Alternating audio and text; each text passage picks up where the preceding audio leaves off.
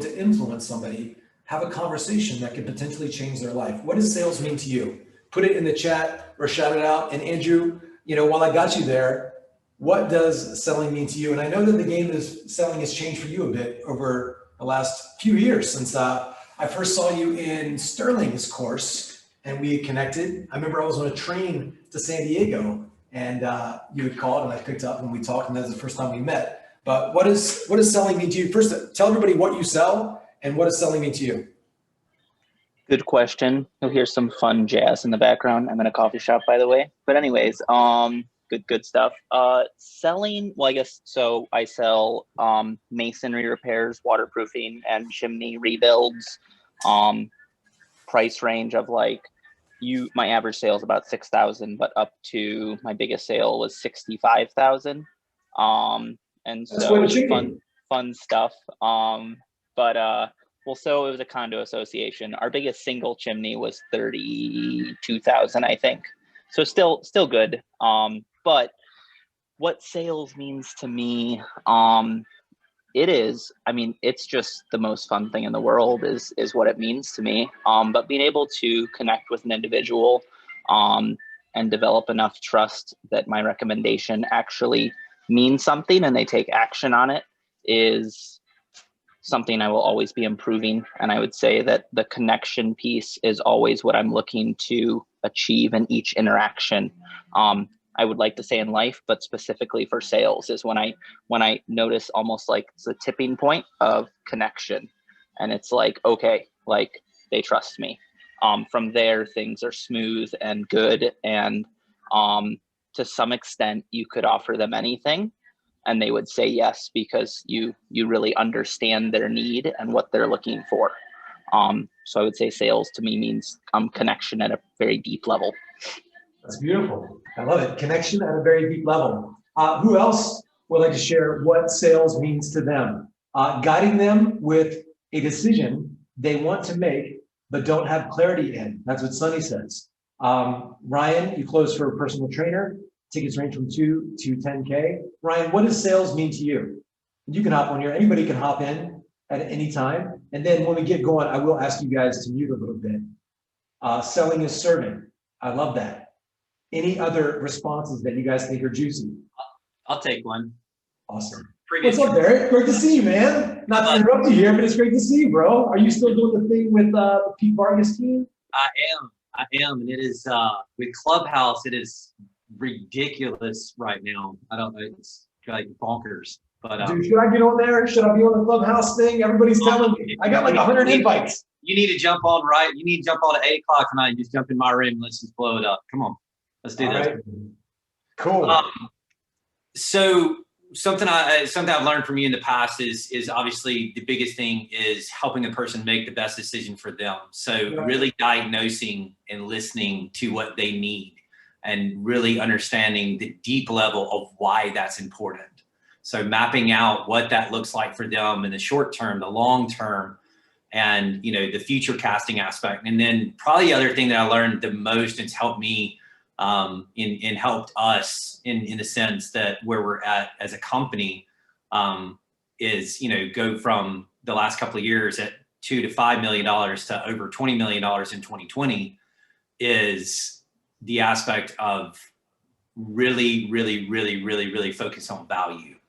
So just knowing to listen deeply and to understand where the cost of inaction is. And that was kind of my bigger point is that what's this going to look like if you don't do this? Are you going to still be on the sideline for the next year, the next year, the next year? Who's going to be even bigger than that for us is the impact, because of what we do is the aspect of not getting your message out there. The impact of that is far more reaching for the fact that person who needs to hear your message is not going to hear your message because you're not taking the action now to give that to them tomorrow. That's what it comes down to.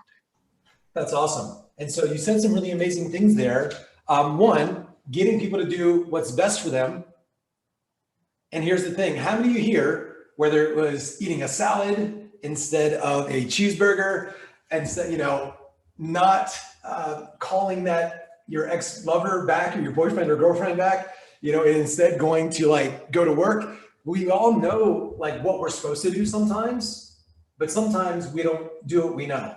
And we have our own patterns and thoughts and feelings and just bad habits. And so something we're going to talk about today is really eliciting somebody's patterns and values, because what you guys value in selling might be different from me or the person next to you. And so we've all got different values. And so one of the things that we want to get out of, and Barrett hit it right on it, it's like really building the value, but also finding out what do they value.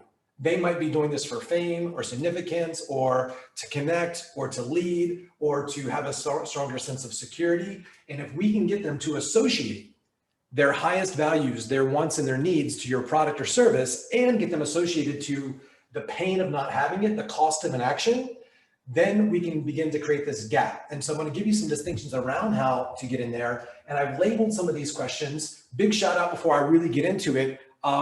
Huge shout out to obviously Tony Robbins, who's helped me, given me a lot of these questions. I'm going to give you some of his pleasure associating and pain associating questions. And they're really basic. They're really more rooted in therapy, but Tony was really good at sales, really good at influence, because he understood, like, if he could turn around a suicide, he could turn around a sale, because he knew why people do what they do. And so there's 6 human needs, there's different values, and I'm going to break down a process that's easy to understand. So huge shout out to Tony. Some of his exact questions are in here. I'm going to role play some things that he said to me, some questions that he gave me that just blew my mind. Not just what the questions were, but the intent behind them. And I'm going to give you some of that understanding here today as well. And also, there's a gentleman named Jeremy Miner. About 5-6 years ago, I went to one of his programs and I went through a lot of it, and he started to label these questions in a way that I had never seen. Really basic stuff on the surface, but really, really took a lot of time to go deeper with me and helped me out a lot. So connecting questions, background questions, problem awareness, solution, transition, commitment, probing, clarifying. Also, quick shout out to the book Spin Selling. Highly recommend everybody read that. Situation questions, problem questions, implication questions, needs payoff questions. Those are spin. There's 4 different types of questions. So that was in the 80s, and that really kind of started this revolution of labeling the questions. We have many, many, many, many more for the refinement of your offer, chunking down. I've added the NLP type questions, the reframing questions, all the different things. So I want to give you all of those, but I will provide a bit of context. So those have been some huge things that helped me. Also, there's a really amazing book I was just referencing earlier here called Power Questions by Michael Brooks. Also really, really amazing resource. And I'm going to show it to you really quick. And then we're going to get this party started. But 2 of the books, I just want to give you guys some of the tools that have had the biggest impact for me, not holding anything back with you guys. This stuff right here, this book really gets into the hypnotic language patterns and some of the NLP, ultimate selling power, how to master hypnotic selling skills. So some really good frames there. And if you don't, this one's complex. This one's really basic. Socratic selling, really, really amazing stuff. I'm going to share with you. I even share some of the pages inside of this book. I've noticed since I started recommending this book about 1.5 years ago, it is often out of like there's no copies. I think just in the last couple of years, I've recommended this so much that I have a backlog of them. And then this one by Mike Brooks, Power Phone Scripts. It's a bit dated. Some of the stuff is a little bit cheesy, but today I've kind of extracted the best of it, and I'm going to give you the best understanding of how to use those questions. These kind of questions will cause a bit of resistance. So I give you some of the exact language and phraseology to help neutralize that. Like, if it's okay with you, would it be okay if? So I'm going to give you some of that language that's going to help you create less resistance inside of your prospects so you can connect with them on a deeper level, and they give you the truth about their problem, the truth about how it's impacting them, the truth about what their dreams are, the truth about what their commitment has been, the truth about what their commitment needs to be. And so I also give a shout out to another guy that I did a seminar with a couple of years ago named Jordan Belfort. Guys, all heard of him? Did an amazing event with him. I actually outsold him in that event. But something really, really amazing that he says is this, that there's the 3 10s people have to have: a 10 in you, a 10 in your product, a 10 in your company. The company, all of that's more for B2B. Something I found coming from coaching sales, You also have to have, people need to be attentive within themselves. And so I'm going to show you how I've broken this down, where I can get people to have less confidence in themselves or more confidence in themselves with my product. And so I'm going to break down the intention behind why I ask certain questions, because I want people to doubt themselves, but feel like they could be better off with my product. And so I'm going to break down some of the exact questions, but I'm going to get right into this right now. Oh, by the way, boom, boom, boom. Eli is someone who wears pants while on a Zoom call. They're short pants though. They're short pants. You know, I'm half-assing it, if you will. A whole ass, no legs, half pants. You know what I mean. They're shorts. Regardless, boom, boom, boom. Let me share my screen here. Does anybody have any burning questions about anything? We got a bunch of you guys here. Solutions, acquisitions, consulting. Anybody have any burning questions about sales, mindset, communication, luxury real estate, transference of emotion? Damn right. Clubhouse. What's up? What's up, Hallie? Great to see you on here. Boom, boom, boom. Any burning questions about sales in general? Anything, give it to me. I love having some things to hook my brain into as I deliver content, because it helps me make this a bit contextual where you get an example. So anybody have any burning questions? I got one for the context of everybody dealing with, especially a high ticket offer right now, is the aspect of uncertainty in the world. All the election stuff, everything else, people not wanting to invest because of the aspect of uncertainty, especially in self-development, client acquisition development, business development type space. Yep. So what's the question specifically? The objections that you come across now with people with the uncertainty, like at one point it was the uncertainty of the election. I need to get through that before I really make a choice. The inauguration kind of aspect. So the world disrupting their thought pattern is my question. How do you help to reemphasize their commitment to what they want to do as a future piece versus what's going around them in the world right now? So definitely at some point during this. Awesome. And so I'll break that down. I'm going to address it right now. And I got this. I've been talking about this for a while before. I don't know what original book I saw it in, but I know that Russell Brunson, in his book, Expert Secrets, another really amazing book, he breaks down the 3 views: worldview, self-view, and vehicle. And so typically when somebody calls you, they're looking for a vehicle. A vehicle is something that takes you from one place to another. And then what might stop people is their self-view or their view of what's happening in the world. And so I can show you through questions, depending on what your offer is, I will change the view. And so I'll just give you a really quick example. So let's say that I wanted somebody to buy my service. So let's say that I was selling the Tony Robbins thing. I'm going to give you a couple examples from my actual presentation that I did that I'll show you how you can customize them. But when I was selling Tony Robbins stuff, I was letting people know that I was like, look, are there people in your industry making lots of money, more than you? Okay, so you're in the right industry, in this company, is it good? So I'm letting them know that the things outside of them are fine. Like, are there people out there in the world making money right now? Okay, what's the difference between you and them? So I'm putting it on their self-view. I'm getting them to doubt their self-view, and I'm getting to say, there's something, a lot of people are making money right now. It's not what's happening out there. I'll say, look, it's not what's in the world. You all have the same training, and even how I framed it today. So even the first 2 minutes I was here, I did it unconsciously. I said, I worked for this guy, Tony Robbins, and we all had the same script, same clients, same questions, same everything. I'm saying we had the same vehicle. We went into the same market. We went into the same world. There was something very different, which was what? My mindset. And so I frame things that way because I want each one of you, as you said that, because I'm going to give you the vehicle, I'm going to give you the questions here, but you're going to realize, as I realized years ago, we always need to be working on our mindset and our psychology. And when somebody says something to you, like, I got to think about it, not right now, I need to talk to my spouse, that is a stimulus that creates a response in your emotions. And so what I do on a deeper level, in my programs and things like that, but I just want to tell you guys straight up right now, nothing has any meaning except for the meaning that you give it. And so when you get that stimulus Your certainty needs to be so strong and conditioned that it overcomes their doubt. And so when you get that stuff, whether it is, hey, there's lots of challenges in the economy right now, so it won't be just what you say. And I'm going to tell you what to say and how to break apart that. I'm going to give you lots of examples, but it'll be your tonality and your certainty and the meaning that you attach to it. When somebody says that it's because of the things outside of them that's affecting them, that tells me that the person is living at the effect and they're not at cause. They're letting something outside of them control the way they feel. And so their certainty has been diminished by the outside world. And so you tell me, do successful people, do they live their life at cause or at the effect?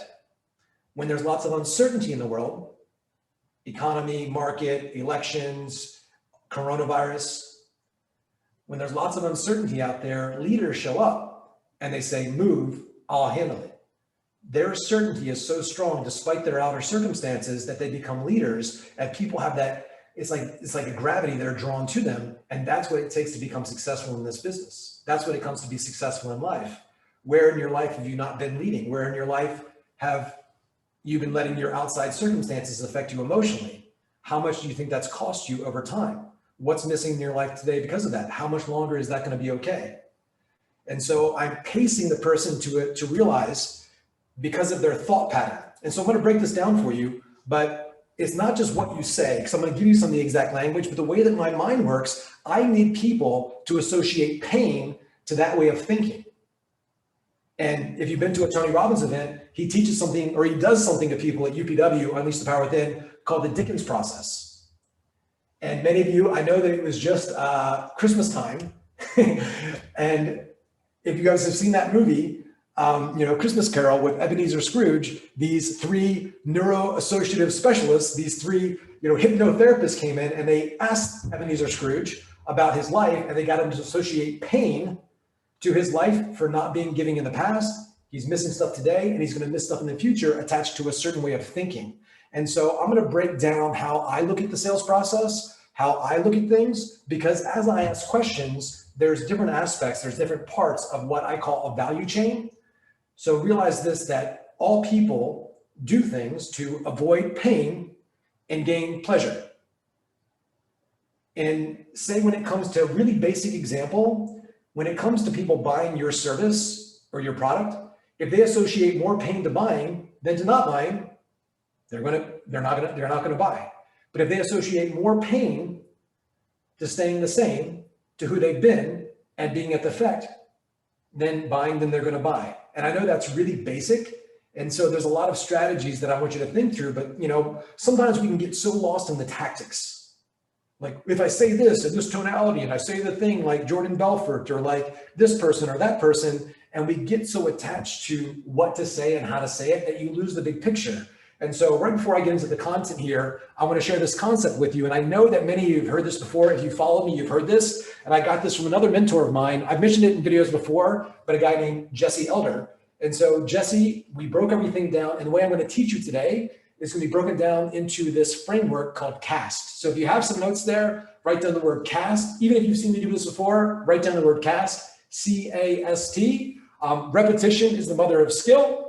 And so if you've already seen me do this, write it down again, C-A-S-T, and C stands for concept. Objection handling is a concept. Fitness is a concept. Sales is a concept. And so anything that you want, there's a concept. So today we're talking about this concept called sales. Application, A stands for application. Application is how does this apply to your avatar? Thinking specifically. And so as you're here today, listening to the questions that I'm going to teach you, that I'm going to role play with you, that I'm going to give you so that you can acquire more sales, so you can help more people. I want you thinking about your avatar, their needs, their pains, their fears, their desires, their stories, and think about how you can penetrate their world by asking the right questions with the right tonality, connecting to them, not trying to manipulate them, actually connecting to them, their needs, their wants, their desires, their fears, by stepping into their world, but not into their story. Destroying their story with what I'm going to show you. And so you have this application to the person that you serve. There's strategies. So I'm going to teach you some of the frameworks, and then T stands for tactics. So we got concept, application, strategy, tactic. I know if you're like me, and by the way, that's an embedded command telling you to like me.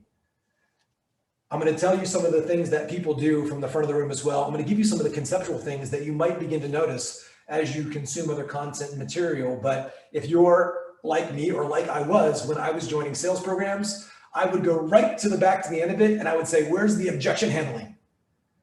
What do I say when they say I got to think about it? You know, what do I say when they say the spouse thing? But if there was only one way to handle all of that, there would just be one definitive book on you say this when they say that, and it would work, but that just doesn't work.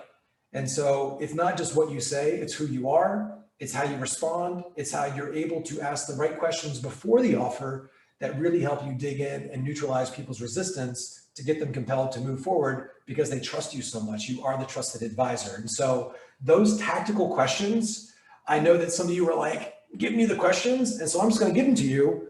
And if you do want help, by the way, I've got nothing to offer you here on this training, so play full out. But some of you might want some more help on the strategy of how to apply these. I'm going to give you the tactical questions. And if some of you are interested in actually getting more help from me and my team, some of them are here on this call.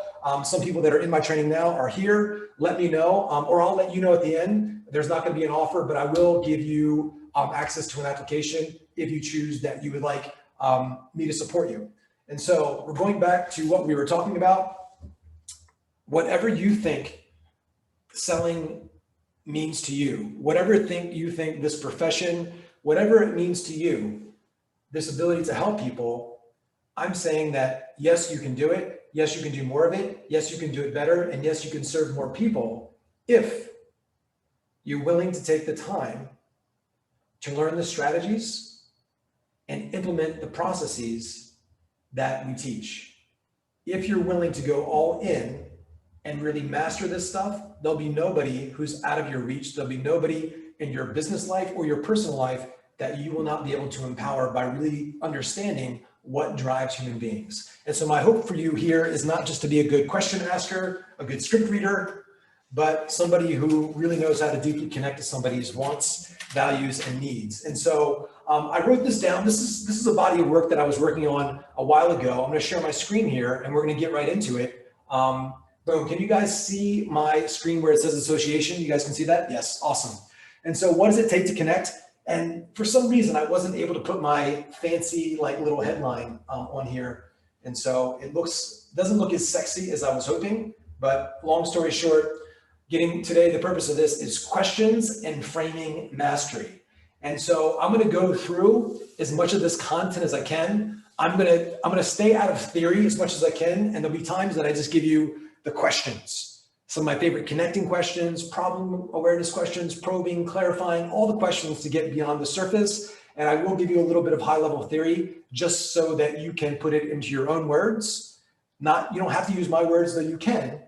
And for some of you, if you're just starting out, it's like training wheels. I'd rather you add something that you feel confident is working and then slowly change it based on who your avatar is, who you are, how you'll be able to match and mirror, pace and lead, and really have those verbal pauses that slow people down. And I want to remind you before I dig in here, one last little caveat.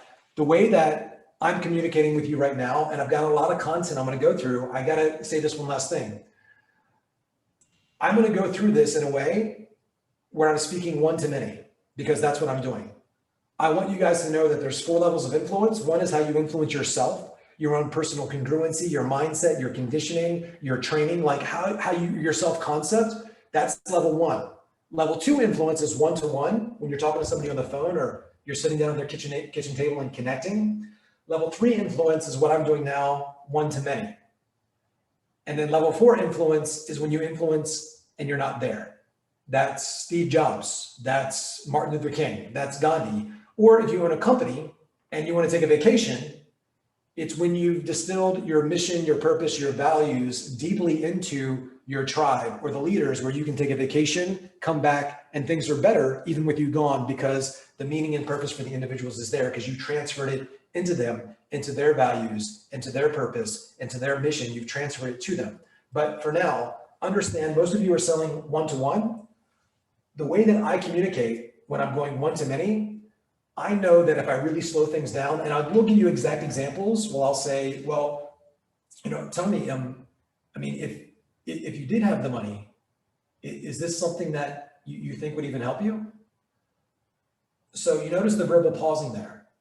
I'm not going to do that for a couple hours here because it would be very boring for you guys to listen to, and you'd be on your phone and texting and doing whatever. So the way that I'm communicating right now with a certain cadence, with a certain rhythm, is to make sure that I hook your mind, and I'm going to ask you questions to engage your mind. And sometimes I might say things and I might just ask you to fill in the what?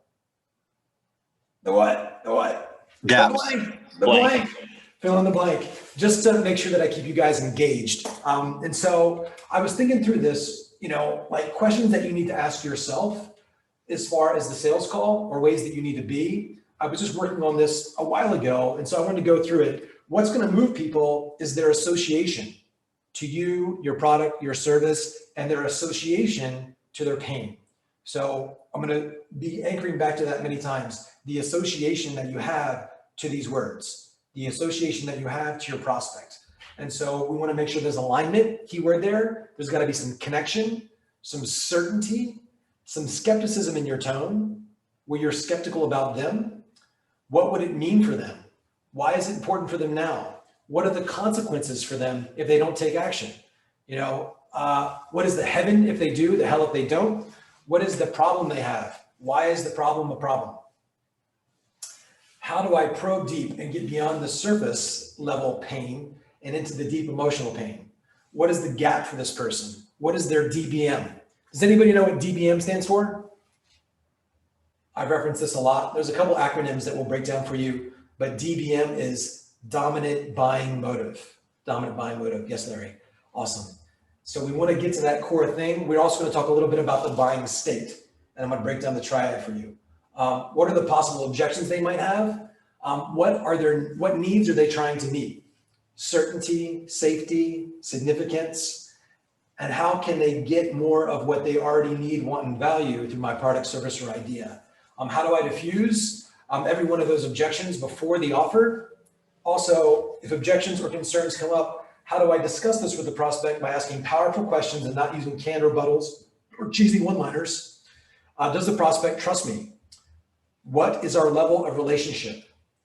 And so, level of relationship, I'm not going to spend a lot of time on this, but when you meet somebody, and I remember one of my original mentors said this a long time ago, there are no strangers, there's only friends I haven't met yet.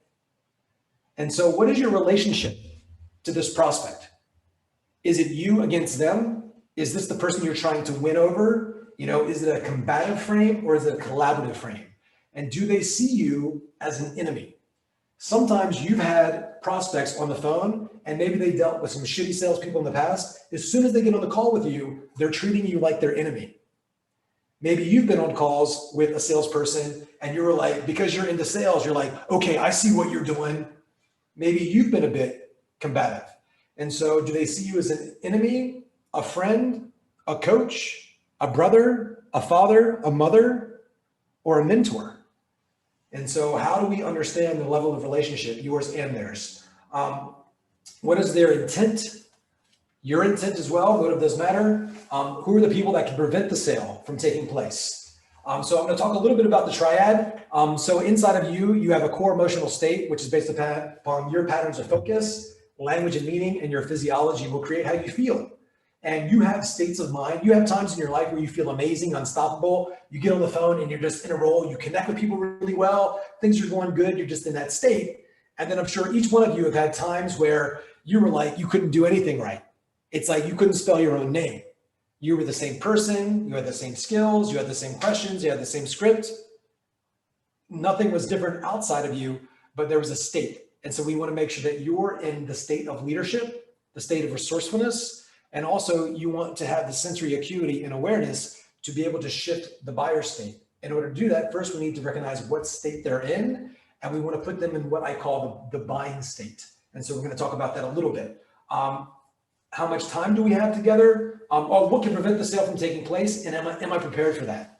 There's only a handful of objections that you guys will need to understand. Most people say spouse, time, money, but all of them are really just this. And so you guys might want to take this in your notes right now. I didn't put this in the training, but when you get objections, really there's just a couple buckets.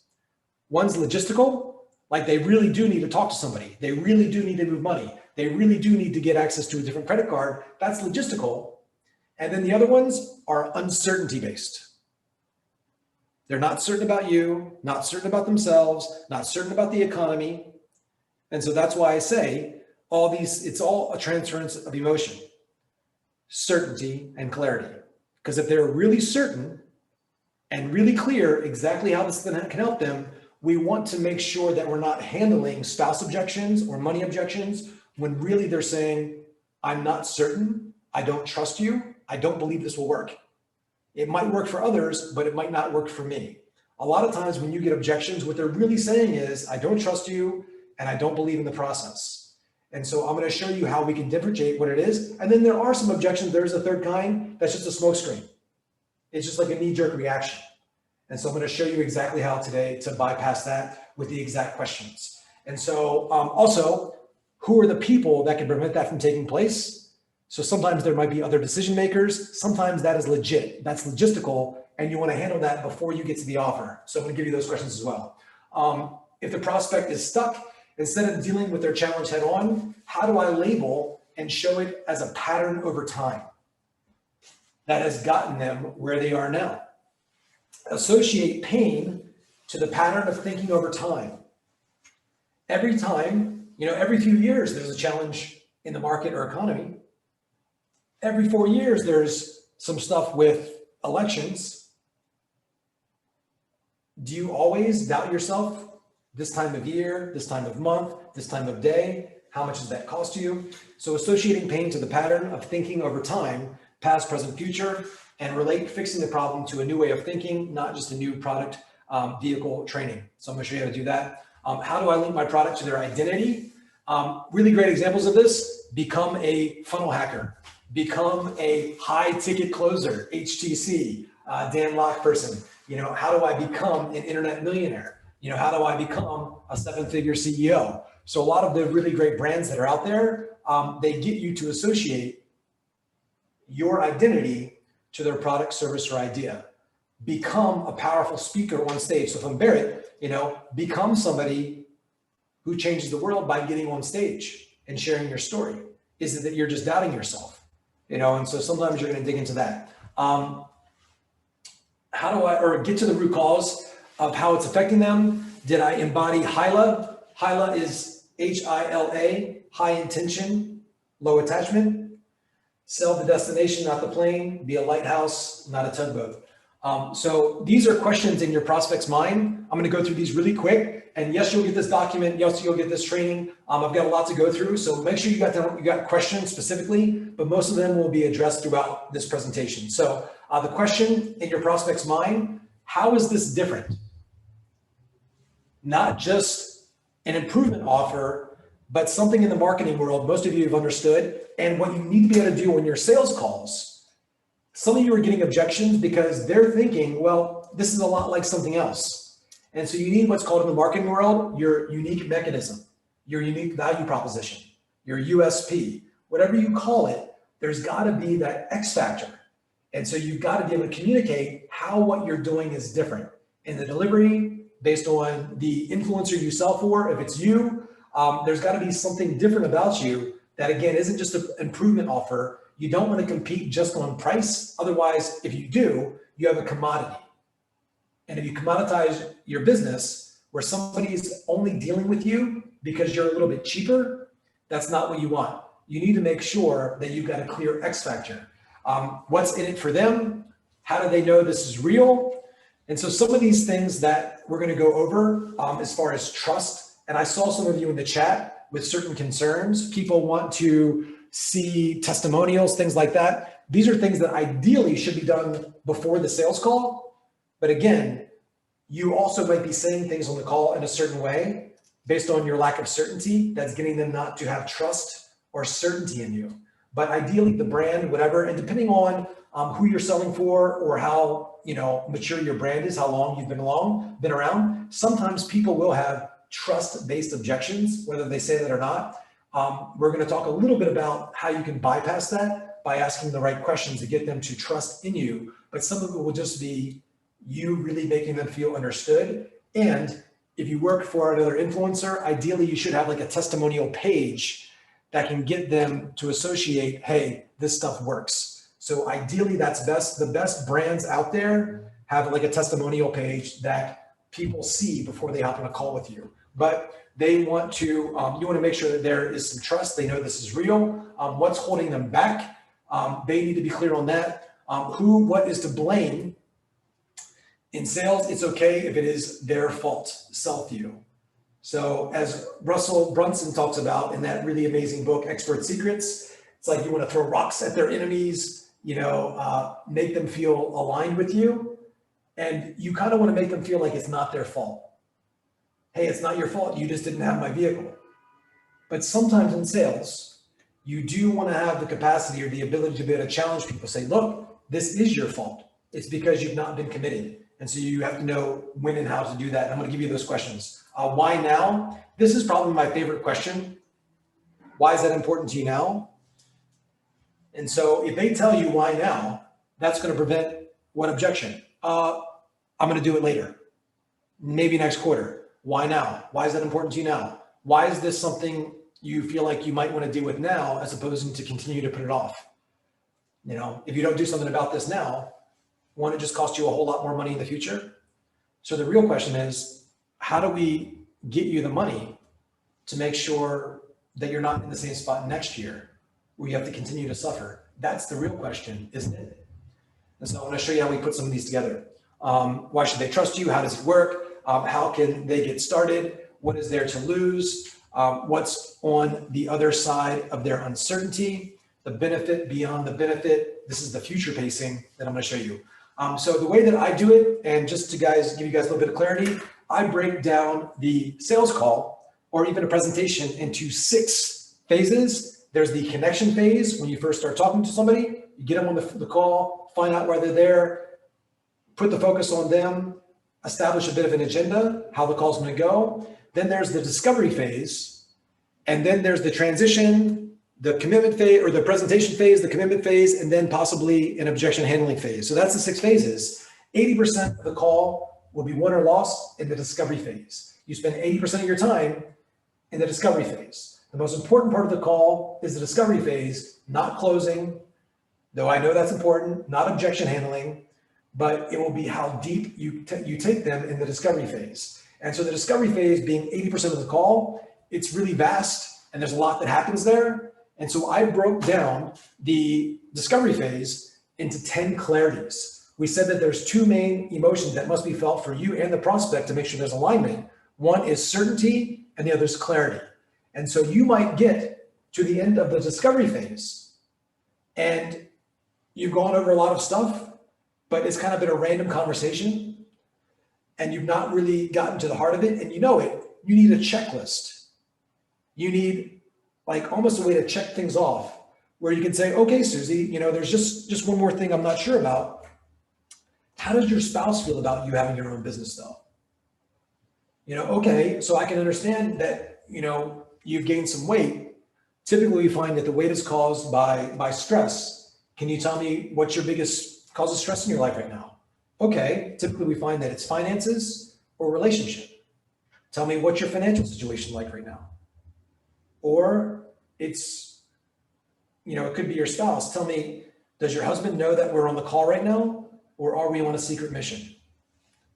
And so we want to uncover the clarities inside of the sales conversation, the discovery phase, like a checklist. Get clear on if they have a partner or a spouse that's involved. Get clear on their financial situation, have a good understanding, get clear on their problem, clear on what their goals are. You want to be able to check that off, have like a checklist of things that you mark off in the discovery phase so that you're not going to get these objections in the back end. One of those is going to be timing. So the main 10 clarities are these: problem, pain, challenge, whatever you want to call it, the goal, because in there's a gap. There's always got to be a gap between where somebody is and where they want to be. Present, problem, pain, situation, and then the goal, the place they want to go. And then what's stopping them? That's the roadblock. And it could be a vehicle, could be a self view, could be the worldview. And for the people, it's the worldview. They're always letting things outside of them stop them.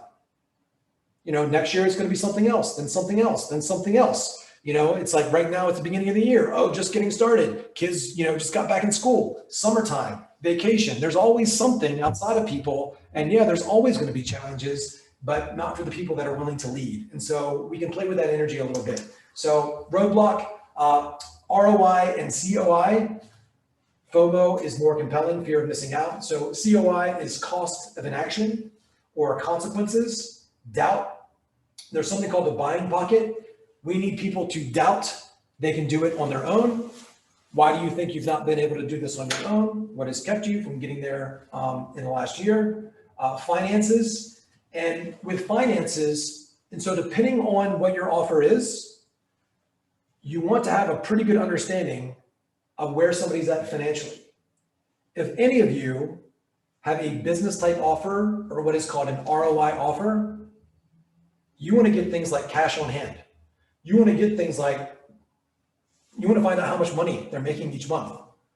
And so if you've got a business offer, and so based on the way you frame it, you'll be able to get to that juice.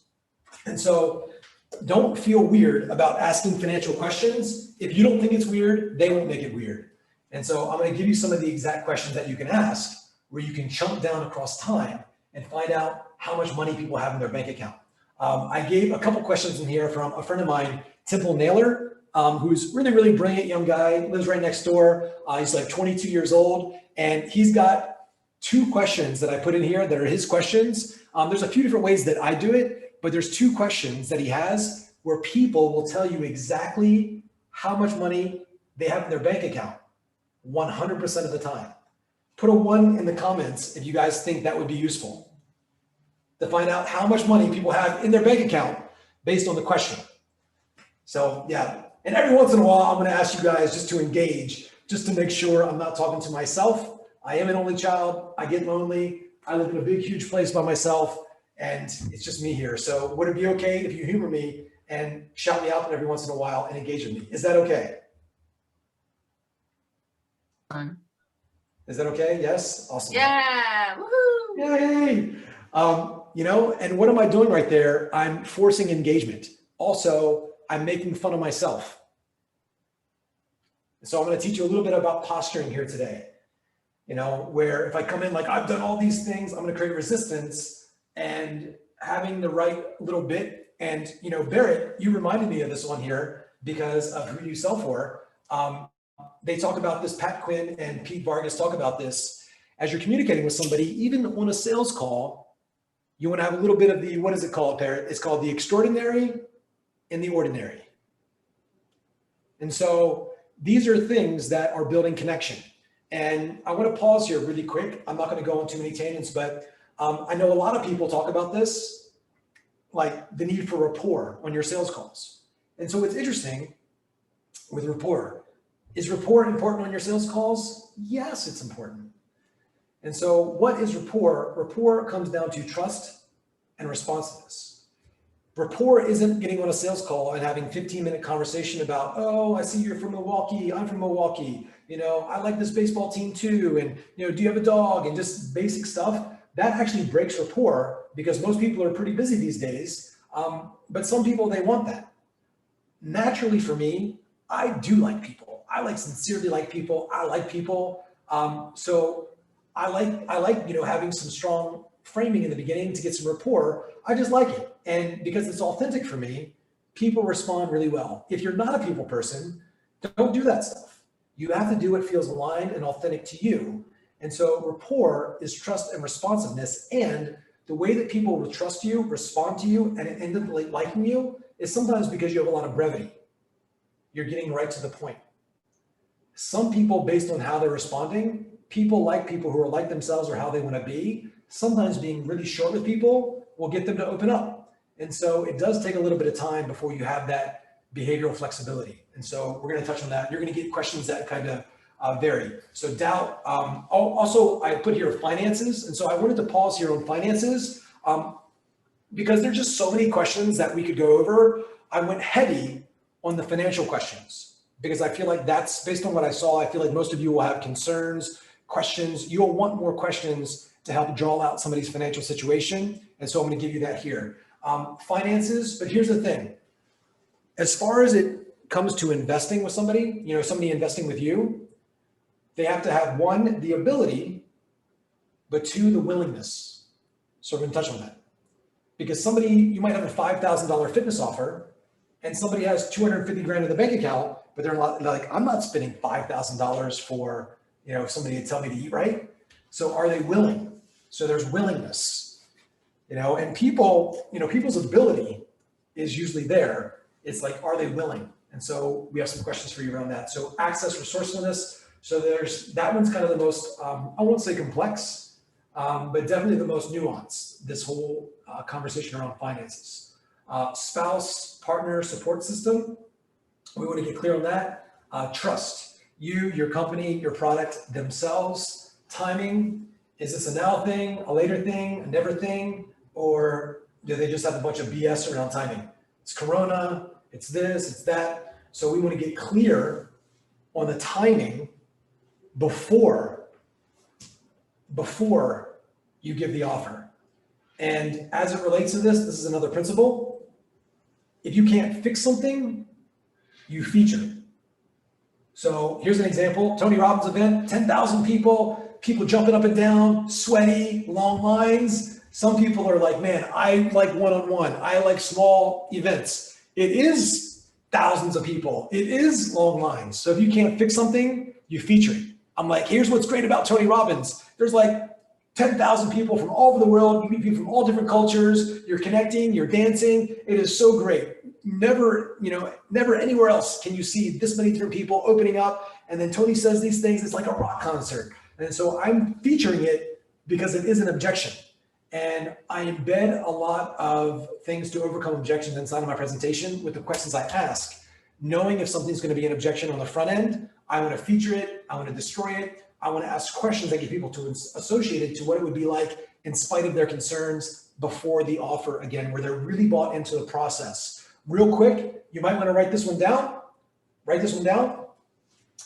This is also a question that I asked right before the offer, because remember that I said a lot of the objections that you get, they could be logistical, they could be smokescreen, or they could be uncertainty based. And so here's a great question. Write this one down because I didn't put it in here. So Mrs. Prospect, so Susie, so Bob, tell me, is there anything that's keeping you from being anything less than 100% sure that this is the right thing and this is the right time for you to get these results? Do you feel like this process would be able to help you? Is there anything that's kind of in the way from you feeling really confident in this process being able to help you? I know the only thing we haven't talked about so far is the investment, and we'll talk about that in just a minute. But before we get into the finances and how we could, make this work for you, just curious, how do you feel about the process? Scale of 1 to 10, how do you feel about the process? So we want to get them questions focused on the process, not on the price. And so if they tell you that they feel like your process can make them an extra 100,000 and they feel really good about the process, then it's kind of a question of compared to what? Oh, 10,000 is a lot of money.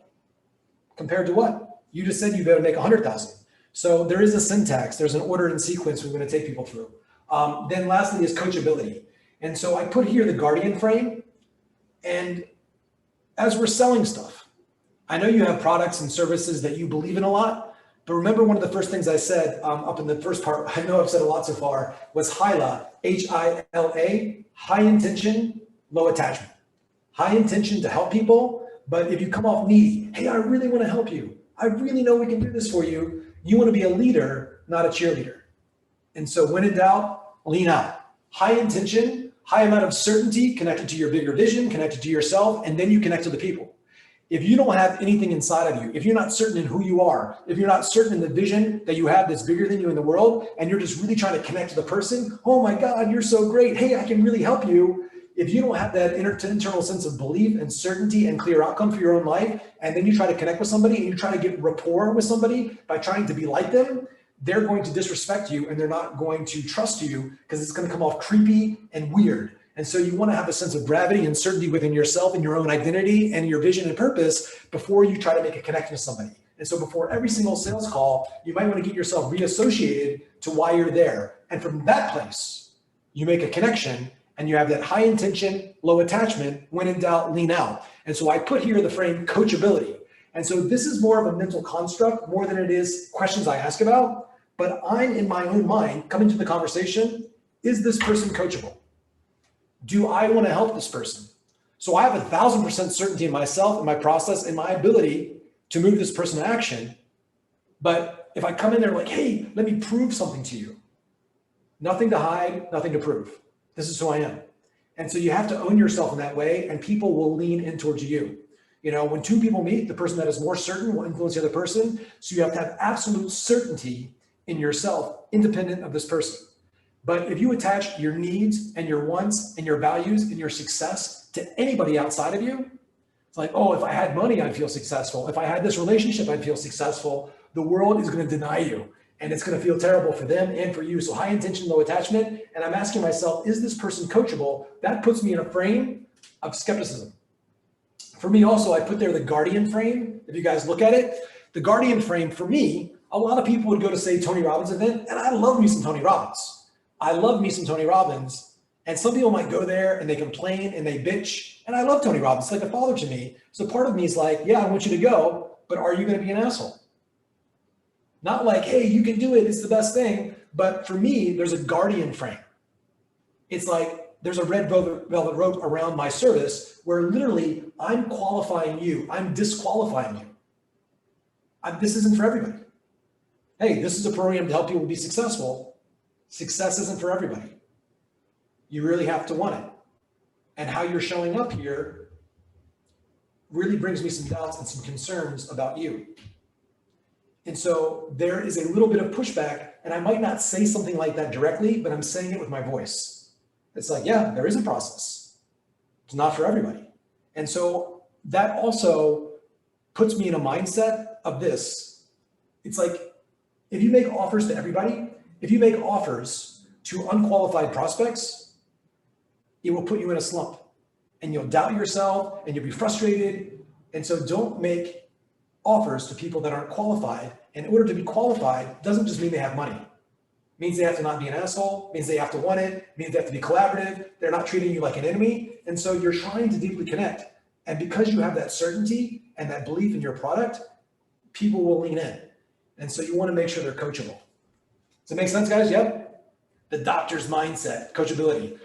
So quick recap. I know most of you have been here in the Tony Robbins world, a little bit more theory. So this is the framework that I've really mastered in my life. So it's like, and I know that Tony, some of you have been to Date with Destiny, things like that. There's the triad, there's spheres of influence, there's spiral dynamics. There's about 9 different frames that Tony sees in his mind. It's like imprinted there. And I see this when I look at somebody, like based on like their emotional state. So we took anybody's emotions. If we took your emotions when you feel bored or frustrated or angry, if we took any emotion, depression, fear, anxiety, stress, happiness, joy, peace, any of the core emotions that are inside of you, there's like a recipe. Say I want to make a carrot cake. I would need some carrots, I need some sugar, I need some cream cheese. There's some ingredients to make this delicious cake. So that if you want to feel joy, there's something you're focused on. All right, those ingredients. If you want to feel peace, something you're focused on. You know, focused inside of yourself, outside of yourself. If you want to, you know, feel happy, there's a pattern of meaning.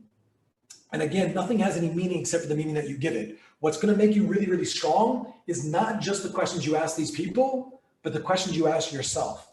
And just as a side note here, because I want everybody to walk away from this training with more tools to influence others, but also yourself. And so if you do get a resistant prospect, or you've had a bad day, or somebody's being really mean to you, always ask yourself this question, and you might want to write this down. What else could this mean?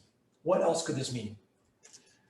And so if you are caught in a negative pattern, you've attached, and just say you're having a bad day, it's like you've attached a disempowering meaning to all of this. And part of what makes you a leader on these sales calls is your ability to influence your own state of mind and emotions. And say it's like, no matter what somebody throws at me, I'm good. And when somebody challenges you, oh, that means this person is here to make me stronger. You lean in to the challenge, but you don't lean in emotionally. You're just like leaning into the moment. Because when the storm touches down, the tornado of life touches down on us, you have three options. One is to disconnect. I don't give a fuck. These dumbass clients call me. They're not qualified. Screw them. Or you can get caught up in the whirlwind of emotion. Or option three is you can stand firmly into the eye of the storm. You stand there, you become the calm, fixed center upon which all the craziness is around, and you calm down the storm, you calm the person down. But you need to be able to find that center within yourself every single day. And so that's a conditioning thing. So this is what we talk about here when we talk about state. There's three different patterns or ingredients that make your emotional state. For what we're talking about here today, there's the influencer state, the lead state of leadership. When you're at your absolute best, there is a meaning that you attach to this person, to your prospects, to your life, to sales, an empowering meaning. There's a way of focusing, being present and connected in the moment, asking yourself questions that make you empowered. And there's a physiology. If you're stressed out, if you haven't slept, if you're dehydrated, if you're burnt out, that's going to create a change. You might snap at somebody. You might not be able to handle the stress of somebody else because your body's just off. And so you want to be able to get yourself in the right state, but you're going to use the language and the questions that we're doing here today to put somebody in the buying state, specifically with the patterns of focus. We ask, they say, well, I can't. Well, how do you mean by that? Well, I'm sure your intention is to make sure you do the best thing for your family. So isn't it more important that you this without that? So I'm going to put together some of these frames for you, but we are going to use the top two things, focus and language, to reframe meaning and put people in the buying state. I always like to kick this off really quick. Last little bit of theory here, and then we get into the questions. But Tony Robbins, he said this thing to me back in 2010. He did a bit of an intervention with me in 2010 at an event in San Diego. There's about 80 of us in the room. He said this one thing to me that was so powerful. It shifted the way that I saw sales, saw myself as an influencer. It really changed the game for me. Oh, by the way, can you guys hear me better now? Boom. I was totally all over the place. Man, that's crazy. So this is what Tony Robbins said to me. And this phrase that I'm about to read to you, I read before every single one of my presentations, and it put me in just such an empowered state. And it really aligned me as to what I was doing there in that moment. I wasn't there to sell tickets. I wasn't there to make money. I was there to be a person of influence and make an impact on the world. So he said this one thing to me, and I anchored it in my system, and I read this one thing before every single one of my sales presentations. And this one phrase is responsible for me making millions of dollars, like literally in commission in my own pocket. So here's what Tony said to me that day. Fortunately, I recorded it. I wrote it down. I transcribed it. And now I'm reading it to you. Tony said this to me. He said, to influence someone, you must be connected to that person. You must not only understand them intellectually, because you can understand them and you can judge them. By the way, guys, you can never influence somebody if they feel judged by you. You must understand and appreciate them. You must connect to them, their needs, their wants, their desires, their fears. You got to step into their world without buying their story. That's the unique balance. To step into somebody's world and appreciate, but not buy their limitations. Our job as leaders is we must never buy their limits. They've already done that shit to themselves. If you buy their limits, you have added no value to their life. The added value you offer representing me and our partnership with these potential clients and customers is that we don't buy their limitation. I don't buy the limitation how fucking long they can go without food, how late they can stay up, how fucking hard they can clap, how intense they can feel, or what they can achieve. And because I don't buy those limitations, and because they feel that I care, and because I go there first, I can influence them. Tony Robbins. Can I repeat that? Come on, man. Yes, all day long. But yeah, take a look at that. And yes, you'll get this document so you can record yourself saying this all day long. But these words are like imprinted on my soul at this point. And when I think, and sometimes I get off and I think that, oh, it's this and that. And then I remind myself like, this is what it is. Because I, just like you, have had sales presentations where somebody was a jerk. And I remember going into companies and being like, well, screw those people. They don't want it that bad. And I was judging them. And then after a while, I was like, you know what? That person that's resistant, that person that's angry with me, that person that's frustrated, what's underneath of all anger and frustration? It's hurt. It's past hurts. And then I was like, you know what? That person that's so resistant, they need it the most. And I greeted them, remember I said that when two people meet, the person that's more certain will influence the other person. These people had this whole physiology, and sometimes even their language was like, I don't need to hear what you have to say. And I was like, man, this person really needs to hear what I have to say. And I penetrated them with my presence, with my humor, with my playfulness, my ability to make fun of what I was doing, with my certainty, my empathy, my connection. If it's okay with you, treating them like a friend, stepping into that role or that relationship of mentor, playing with the energy over again. And I said, this should be fun. And so today we're just giving you some tools to access the buying state even more, but nothing will be more beneficial to you than your own state of leadership, your compassion and your caring, but not a cheerleader again. You're disconnecting and connecting, and you're really getting people empowered by establishing their gap. What it would be like with you and without you, heaven if they do, hell if they don't. Oh my goodness. Whoever is writing all over my sheet, stop it. Stop drawing. It's okay. I don't know how that happened, but anyway. And here's the way that I've thought about it. Tony Robbins doesn't break it down like this, but this is how I thought about it. And so I think about people and I want them to obviously take action. Simple way to say it is this: what precedes all action are thoughts and feelings. And when I started doing my presentations, my sales really started to take off because my outcome, of course, I want somebody to buy. But if I'm just like, hey, you got to buy, you got to buy, you got to buy, you got to take action, well, that's going to create some pressure. And then I thought, how do I like Inception, how do I install some beliefs? How do I really access the critical factor of what makes somebody take action or decide? What precedes all action and decision are thoughts and feelings. And I thought to myself, if I can get them thinking about this, and if I can get them feeling this, thoughts and feelings, if they're saying, hey, I feel this way, and they're thinking about this, most of the time they're going to take action. And so I play in the realm of thoughts and feelings. And so here's what we say. Results come from actions or lack of action. Actions come from decisions.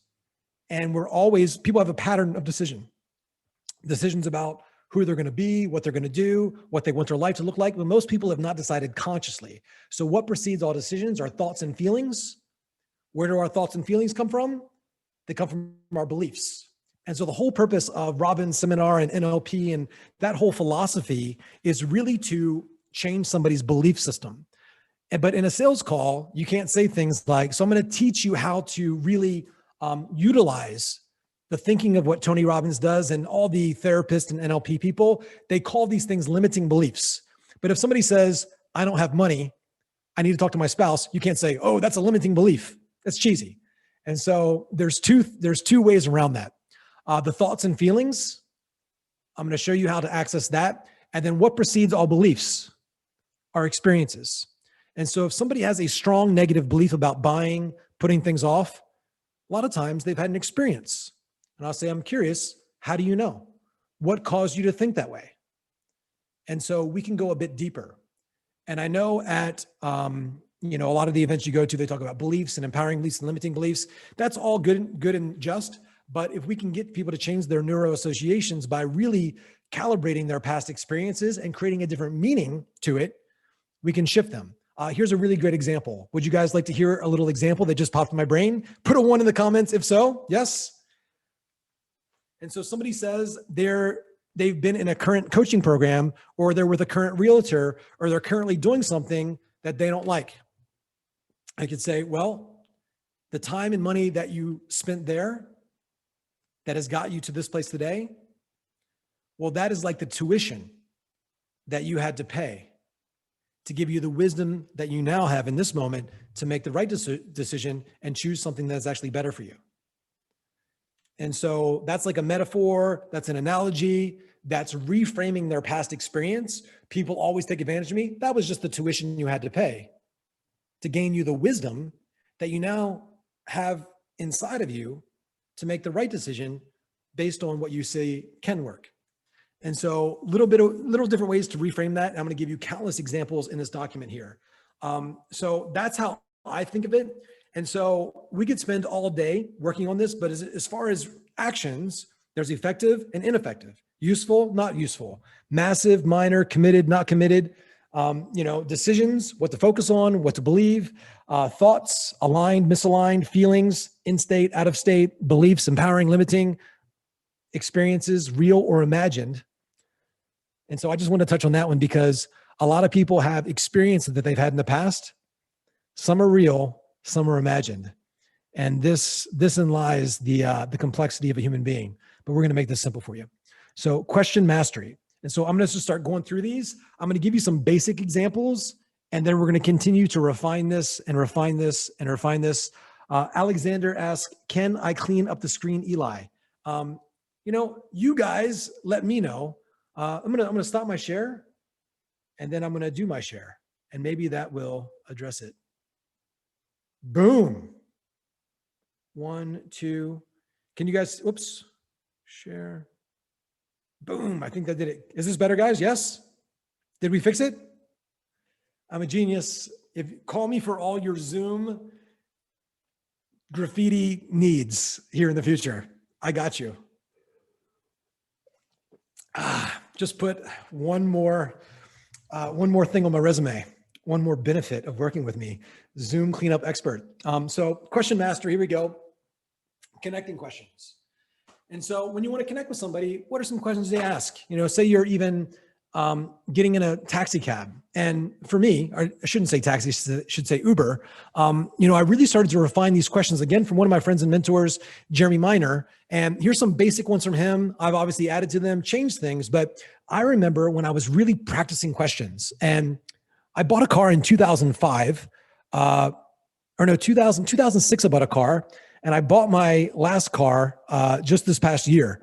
So I had a big gap without a car. I got rental cars from the Tony Robbins company, or I just Ubered. I was spending like $3-4 grand a month on Uber. And I didn't really need a car because I was traveling so much overseas. And so I get in the Uber and I wanted to practice these questions. Connecting questions, background questions, situation questions, problem awareness questions. And I just want to give you a quick example of what it sounded like. Hey, how are you doing? I'm good. How are you? I'm great. Just curious, how long have you been driving Uber? What got you started with that? So I see what they're doing now. How long? What got you started with that? Do you like it? What do you like about it? Well, Bob, it sounds like things are going fairly well for you. And I'm curious, what would you change about your situation if you could? I mean, if you could do anything for work, what would you love to do? Oh man, I've always wanted to act or do music. How long have you wanted to do that? What's kept you from doing that? Well, if you had a way that you could continue to make money and still focus on your music, when do you think that you'd really want to start applying that? And he says, oh man, right away. Okay, well, hold on, Bob. Why is that important to you now? Well, I'd be able to do this and this and this. Bob, I can appreciate you sharing that with me. That makes sense. I mean, but I hate to almost even ask this, but what's going to happen if nothing changes? If I hop in this Uber 2 years from now and you're still doing the same thing, what's going to happen then? Oh man. And people would text me. They'd be like, man, in like 15 minutes, I'd have a conversation with somebody and they'd be messaging me for days, sometimes years later, like, man, when you talked to me that time, it changed my life. And so what I could do very, very quickly, even in an Uber, I would practice creating a gap for somebody and giving them compelling reasons why. And so I'm going to break some of that down for you, but connecting questions, say you're even on a sales call, it's like, hey, what made you decide to reach out? What was it about the ad that drew your attention? John, before we get into this, I should probably start off by asking, have you already found a way to improve your ads, or is that something you're still looking to do? And they would tell me, but more importantly themselves, that they have a problem and they're wanting to do something about it. So it's taking the focus off of me and putting it on them as quickly as possible. We connect and find out what their reasons are for being there. Does that make sense? Yeah. And I'm going to give you tons of examples after this, but these are going to be basic and we're going to get more refined. What made you decide to reach out? What was it that made you decide to invest the time to be here on a call with us today? What's going on in your world? What's going on in your business that has you looking for information? So here's the thing, and little caveat, again, we're going to give more examples, but you might say, what was it that made you decide to reach out? What was it that made you decide to be here on the call today? What's going on? And they might say something like this. Well, I'm just looking for information. No problem. Just curious, what's going on in your business right now that has you out here looking for information? So realize this too, guys. A lot of times people are going to ask questions or they're going to say something and they're going to try to keep things surface. They're not trying to screw it up. Always do this. And I put some of these diffusers in here, things like no problem. Well, that's great. I understand. So when somebody says like, Eli, you are the biggest jerk in the world, I'd say, I can appreciate you saying that. Just curious, what was it? You know, and so I'll loop them back in. So no matter what somebody throws at you, especially if there's some resistance, we want to diffuse it. Not a problem. Just curious. What was it? And go right back into it. Background questions. Now, how long? What got you started? Now, how long got you started? Background questions. Curious, what are you doing for work now? All right. How long have you been in that profession? How long have you been marketing? All right. What made you decide to get into this body of work? What made you decide to do your ads that way? Okay. Guys, tell me a little bit about what are you using to sell your prospects right now? Like, what's kind of your process like? If you could just kind of give me a brief overview. Okay. And how long have you been doing your sales calls that way? Okay. 3 years. And what made you decide to start doing them that way? Hear the skepticism in my tone? Like, okay, well, if I could ask, I mean, why'd you decide to start doing them that way? And how would you say that's been working out for you? You know, it's okay. You don't sound too confident. You hesitated there a little bit. Could you explain for me what's behind that? And so background questions, pain, problem questions. This is one of the clarities. And so I mentioned this book earlier, Spin Selling. So, and that was the original kind of OG book on this stuff. There was situation questions is the S. When we have background questions or situation questions, like what are you doing now? These questions are purposefully non-invasive and very unemotional. These are like fact-finding questions. What are you doing now for your leads? What have you been doing now to promote your business? What is your chimney situation like now? You know, what kind of home are you in now? How long? What got you started? Really just basic questions. And here in these questions, you want to be really actively listening, maybe repeating back to them, making sure you guys are on the same page and you're demonstrating your ability to listen right there. But also some of you might have, let's say like a business offer, business development offer. Hey, what are you doing for work now? I've been on disability for 2 years. Right there, that's kind of a little bit of a red flag as to you might need to start financially qualifying those people early on. Does it make sense? And so you want to get a good understanding of where the person is now, but you want to make sure you're demonstrating active listening. Hey, what's up, Sonata? How's hoping you'd hop on here? Sonata sells homes that are crazy expensive. Someday, hopefully I will live in one up in Boca. My roommate, just for the last week, a buddy of mine, he's not been living here. He stayed here for a week. Andrew Crozy, he owns the company 7-Figure CEO, Tribe of Buyers. He's moving to Boca. I'll have to connect you. He makes a lot of money. Young guy makes a lot of money. I think Andrew just turned 28. He makes like 500 grand a month. Crazy. All these young kids, right? Nuts. So background questions. And then when people are telling you about what's going on, one of my favorite pain-inducing questions is really this. And I'm going to give you the Tony Robbins one here and show you how to use them next, right after this. But when people start talking about their pain, another way to think of it is just their current state. So what's going on in your business now that has you reaching out? Like what's currently going on?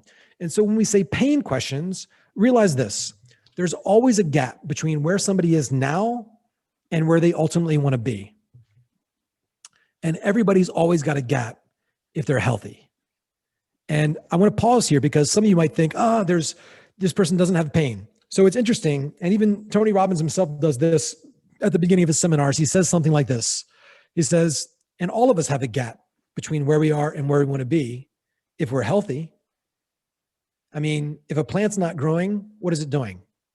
That's right, it's dying.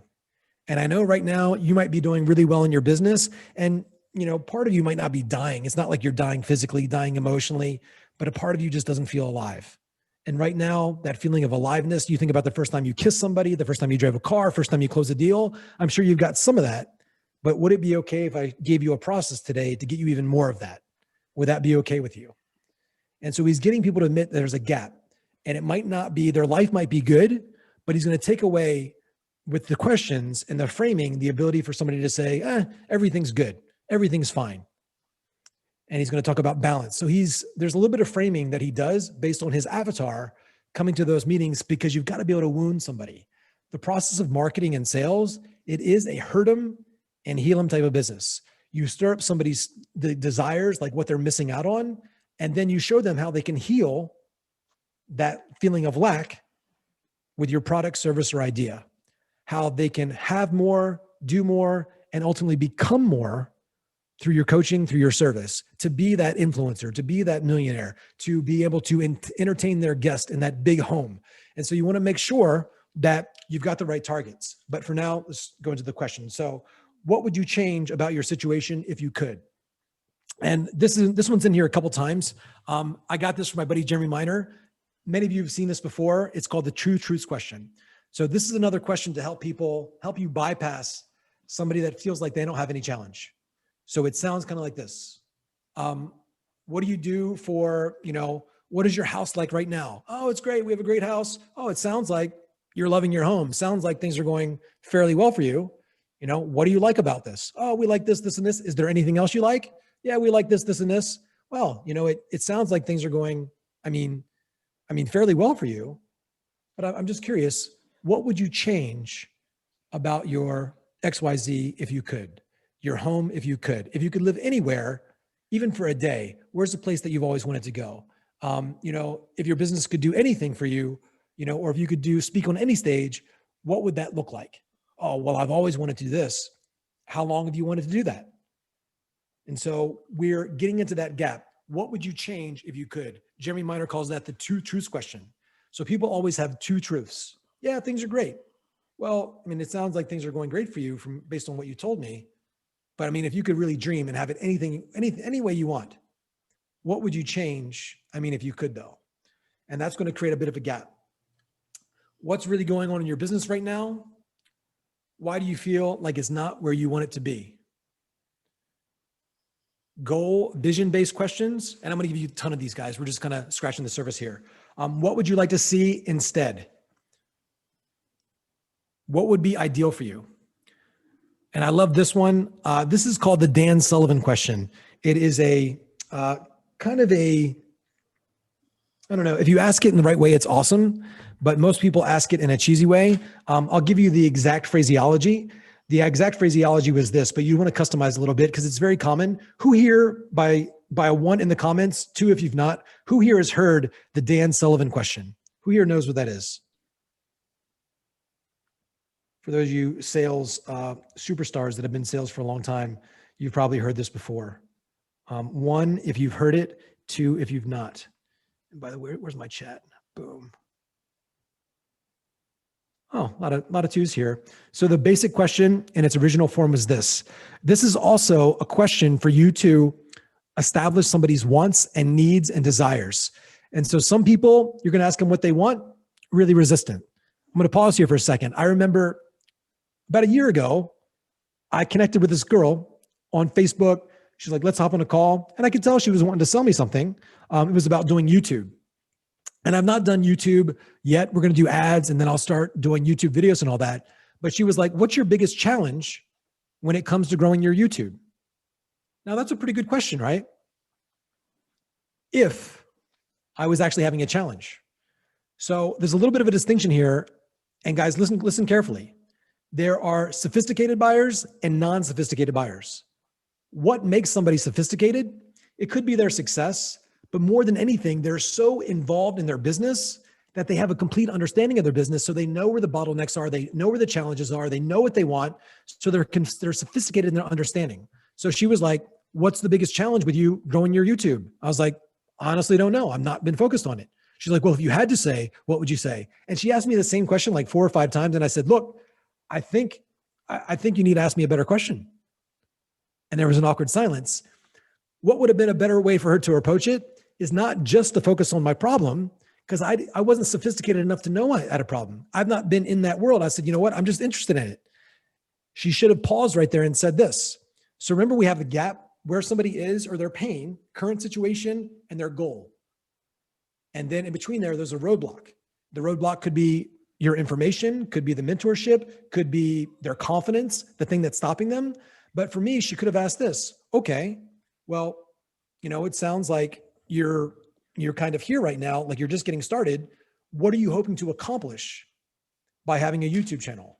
What are you hoping this would do for you? What are some of your goals as it relates to being online, having a presence, creating a brand? Are you looking to, and if I still say nothing, so that could happen there too. I would have said, you know what? I want to get tons of views. I want to be able to filter those views into my private Facebook page. I want to be able to this, and this. So I would have talked on it for goals. But even if I had been resistant there, I don't know what I want. Then she should have said this. Well, typically when I connect with somebody and we're talking about building a YouTube, some people are looking to create it as a revenue source. Some people are looking to become YouTube famous. Some people are looking to establish followers that can help them sell their products and services. Which sounds most like your situation? And I said, well, I kind of want to become a little bit YouTube famous, kind of both of them, and generate more business. Okay, what makes you say that? What are you doing now to achieve that? What's held you back from accomplishing that? And so the questions might move around a little bit, but what we're doing is establishing a gap between where somebody is and where they want to be. And if they're resistant on the challenge, you go for the goal. And when somebody's really unsophisticated, usually they'll be more open to talking about their goals than just their challenges. More sophisticated people that know exactly what they want and what their business looks like, they'll often talk more about it. But sometimes you're going to get it the other way. So just don't get locked into certain questions, get locked into outcomes, and you can ask the questions to move you towards the outcome, because you've got to have a clear pain or a clear problem or a clear here and now and a clear place they want to be. And then you can ask some questions about what's been in the way. And so we're going to break these down. Here's the Dan Sullivan question though. Here's the way that it was originally asked. If you and I met 3 years from today, what would have to be happening for you, both personally and professionally, for you to be really satisfied, really happy with your progress? So that's a badass question right there. So if you and I, so that's actually future pacing, like you and I are going to have a relationship 3 years from now. So let's say you and I are talking again, it's 3 years from today. What would have to be happening for you, both personally and professionally, for you to feel really good about your progress? Tell me where you at, what's your home like, what's your health like? Tell me what's your life like for you to be saying to yourself, wow, I'm so grateful, I'm in a good spot. What does that vision look like for you? And people will tell you that is a great question, but that's exactly how it's been asked. So here's how I might ask it. Hey, if you and I were sitting on a beach, like with Craig in Thailand, hanging out in Phuket, 1 year from today, we're hanging out, we're sipping coconut water. What would have to have happened for you to say to me, holy shit, Eli, this has been the best year of my life? Kind of, take me into that reality. What would have to be true for you to actually feel that? Well, I'd have to have this much money. I'd have to have this kind of health, this kind of relationship. Okay. Where are you at now? How close are you to that reality right now? Oh man, I'm so far away. What's in the way? What's in the gap? What's holding you back? Is it something outside of you? Could it be your mindset? Is it your process? And I'm going to establish it. Is their vehicle? Is it their self-view? Is it their worldview? Because realize this, that every single person you meet, they've all got these three views going on. They're using something to take them from one place to another. It could be an ineffective vehicle. There's a way they see the world. There's a way they see themselves. And we want to attach pain to their current way of doing, thinking, acting, believing, and that will open them up to the possibility, to the solution that I'm going to take you through here in a minute. And there we go. Solution-based questions. But also, what is a level 10 to you? So also, like when I would do these presentations, and Craig knows this, I did these presentations for Tony Sonata, saw a bunch of these. I'd have to get people like a goal. And I'll break you down a couple of different ways that I used to do it, because sometimes I talked to different people that were in business, easy. A lot of times people weren't in business at all. And it was really hard for me to get hourly employees to dream big. And I'd say something like, well, what is a level 10 for you? What are your goals? And sometimes it was really hard. And you guys know this as well as I do. Sometimes more people are focused on what they don't want than what they do want. And so it was really hard to extract goals and visions out of people that had no compelling future. And so I had to really kind of guide them to that place and get them to imagine what that would be like. But I would say to people, what's a level 10 for you? Or from your family, from your hometown in this industry. Say, I was talking to real estate agents, what's your goal? Oh, I want to make $100,000. Just curious, what's the top person in real estate doing in Boca? What's the top person in Florida doing? And what's their revenue? Oh, they're doing like 3 million a year. Okay, so you're saying that it's possible to do 3 million, but your goal is 100,000. So realize this, if you have a small gap, small emotion. I need people to dream bigger. So there's things that you can do to expand the gap. Expand the gap. What would that ideal be like? And some people, you're going to notice, they're scared to dream. Solution-based questions. If you were to find, and so as we get deeper into the training, I'm going to give you the exact phraseology, the most important parts of the words that you have to remember. Like, isn't it more important? If you were to find, let me ask you a question. What if it wasn't what you thought it was? And so there's little phraseology that you want to train, put on note cards, all that stuff. But solution-based questions, well, John, if you were to find a sales process or even possibly a mentor that could, potentially help you make an extra $20,000, $30,000 a month, when would you possibly want to start something like that? Well, if there was a way that you could find a process to get you exactly what you want and not have to wait, when would you want to begin to implement that process? And so if there was a way that you could start feeling healthier, if there was a way that you could have what you're wanting, and they would have just told you what they want based on the goal, if there was a way you could have that and not have to worry about thing you don't want, when would you want to begin that process? And so I want to just kind of make this note here. I'm not saying if there was a way you could buy my coaching, if there was a way that you could buy this house, buy this car, it's like, no, if there was a way that you could feel those feelings, have that vision, when would you want to begin that process? And most time people will say, well, as soon as possible. And the follow-up question would be, well, why is that important to you now? Well, hold on, Susie. If there was a way, that you could have exactly what you're wanting with your health, your relationship, or at least begin that process of stopping the things that are been holding you back and actually empower yourself to have all your goals.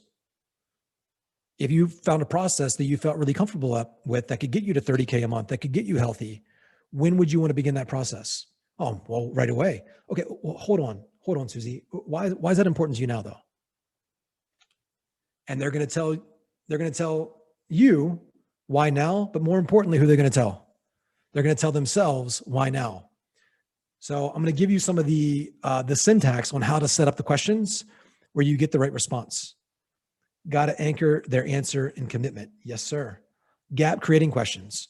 There was one that I just gave you. What's the top person doing in your industry? How close are you to that right now? Curious, how long have you had that goal? Is it new or is it old? What's different for you now?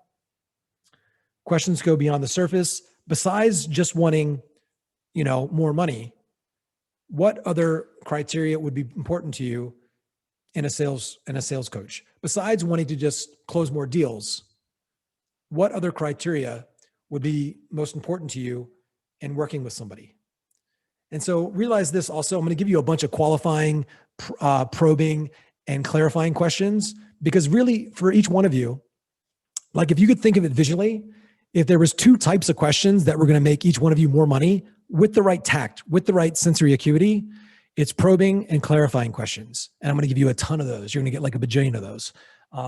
But besides just wanting X, what other criteria? Okay, so I can appreciate, like you said, that you're wanting to make more money, but besides just obviously making more money, what else might you be looking for in a coach to help you get there? And so they're going to tell you what are some of the deeper things that they want. Okay, I can appreciate that you're wanting this, but tell me outside of that, what else is most important to you in having a coach work with you? Well, I'd also want this and this and this. So we want to make sure we have some questions to bypass the surface level answer, like time, money, health. Okay, so I appreciate this. Tell me, what other criteria would you be looking for when it comes to having something like this work for you? Qualifying questions. How important is it? How important is it? That's a qualifying question. That's the beginning. How important is it for you to quit leaving money on the table and get the training you need to get to 6 figures a month? How important is it for you? How important? Another way you can do that is with scaling questions. Those are next, or what we call quantifying questions here. What have been your 2 biggest insights from our time together so far? That way you can kind of validate your conversation. That one will work for some of you. It's more of a coaching frame. Quantifying questions on a scale of 1 to 10, how much of your potential do you feel you and your business and or your business is optimized right now? How much are you leaving on the table every month by not having your sales process dialed in? How much longer is that going to be okay? So I like how many questions, like how long, how much, how long over time. And so we're establishing patterns there, but here's the deal. Quantifying questions. I'm going to give you 2 different examples. Another name for these is scaling questions. And I see, Tony, I see some of you in my program. You guys have heard this before. I'm seeing all the Tony Robbins friendly faces here. I'm going to give you the Tony Robbins example. So when I would do the Tony Robbins talk, I love these questions like scale of 1 to 10, where are you at?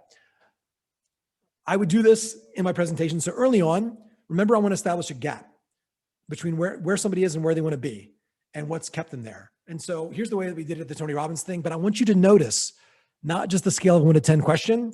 I'm going to give you 2 different ways where you could see how the proper framing comes into place. So here's what I would ask.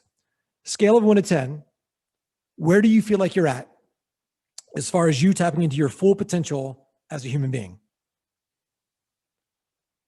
Here comes the framing.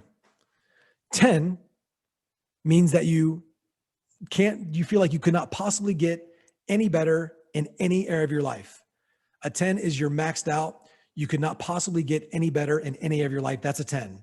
1 means that you feel like you could be doing a heck of a lot better and you know it.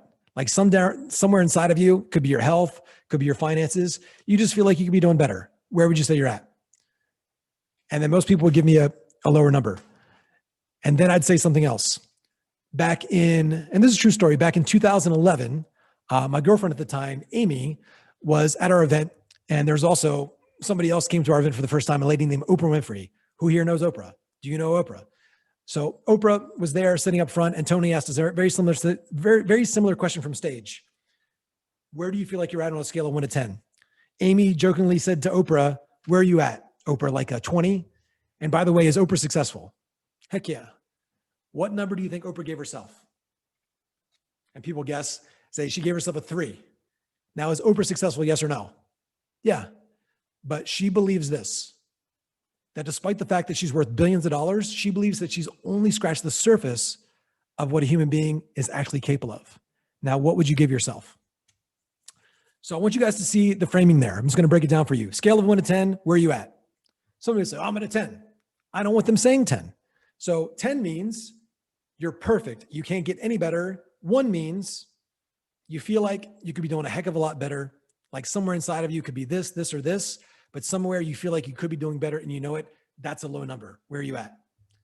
That took somebody like really confident. Like, I'm so great. I took their number from an 8 down to like a 5.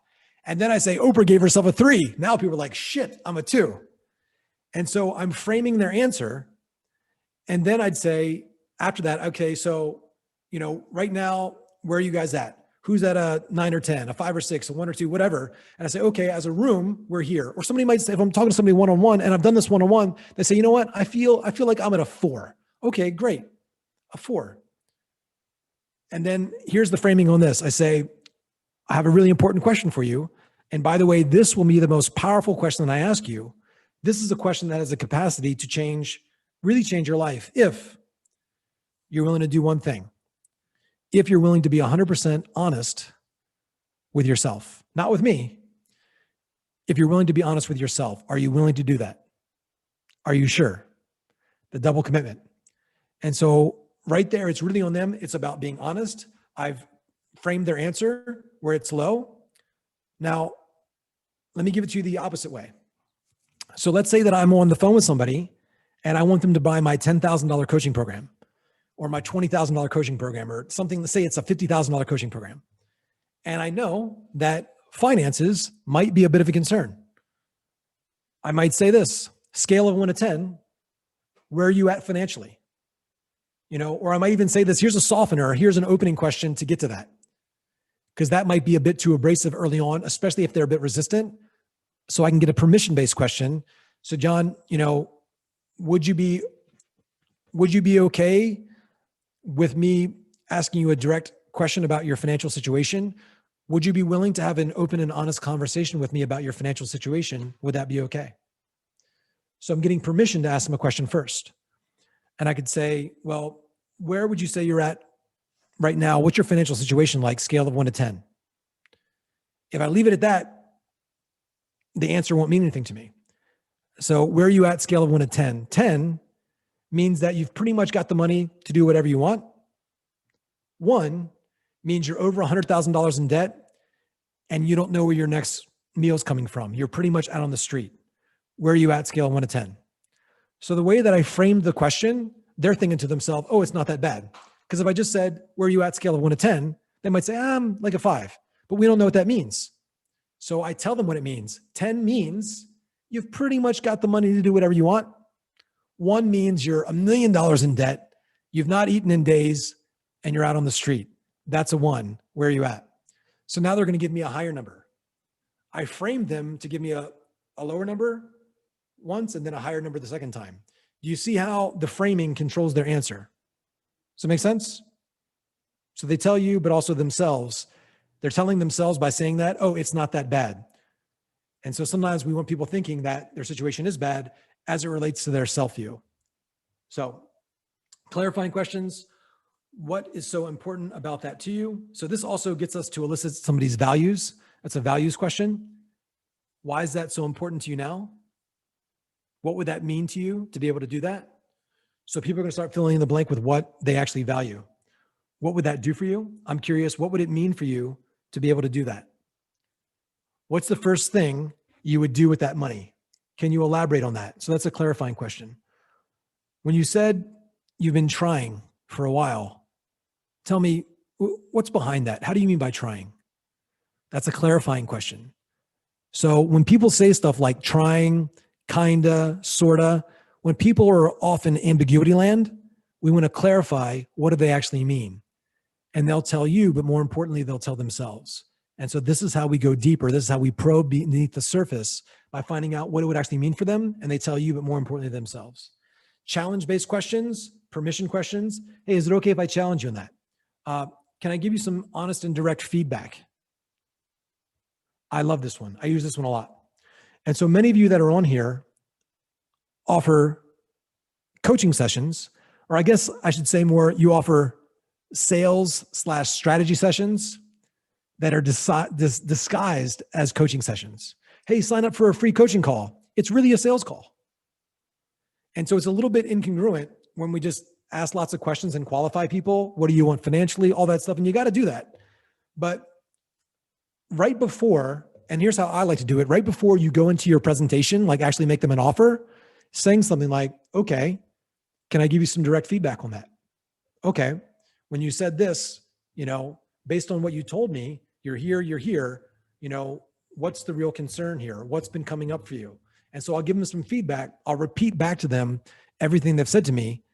And sometimes just hearing back from somebody else, like a professional, I forget who it was that said this. I think it was Dan Sullivan or one of these guys. They said this. They said that, I forget the guy's name. One of these old dudes. He said, when you can repeat back to somebody what their problems are, and you can explain it to them better than they can explain it to themselves, they unconsciously give you permission to help them solve that problem.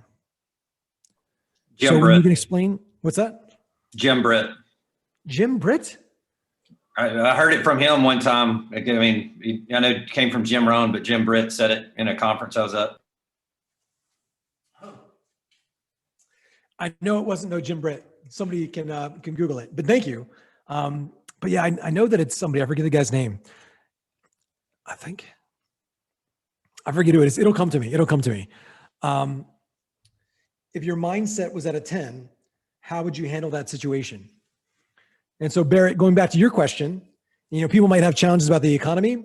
So challenging people a little bit. Okay, if you believed in yourself, and so sometimes I might use an aspirational figure.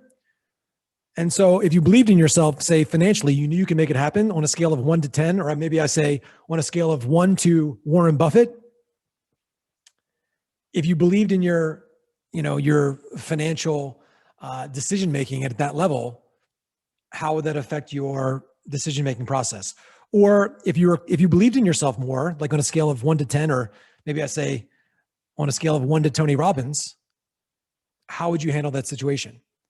Okay, so what you're really saying here is it's not really a matter of what's happening in the world.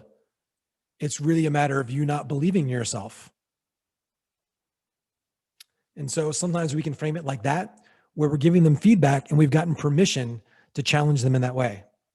You see how I took it from a worldview thing to a self view? You guys see that? I'm going to imagine a yes there. Sonny says yes. Thank you. Alexander says yes. Finally, some yeses. Geez Louise. Could I offer you a different point of view on that? Would you be open to looking at that from a different way? Could I challenge you on that? When you said this, I noticed some hesitancy in your voice. Tell me what's behind that. Is that always there, or is it just here? Where else in your life do you feel uncertain? And is it truly an uncertainty in the economy, in the market? Or really is that just a product of not having certainty in yourself? If it was really a thing in the world, why didn't you do this 2 years ago when the economy was good? What's the real concern here? What's really going on? The fact that you've been talking about this, you said you want to do this for the last 3 years and you've not been making any progress, that's a concern for me. Silence. And they're going to say, what do you mean? I talk to a lot of people based on what you're saying. And so I'm going to challenge their self-view right there. And typically, because there are things like the, challenges with the economy, there are things like the coronavirus. But the fact is this, a lot of people are getting really wealthy right now in spite of that. And if you do have a business online, everybody's coming online.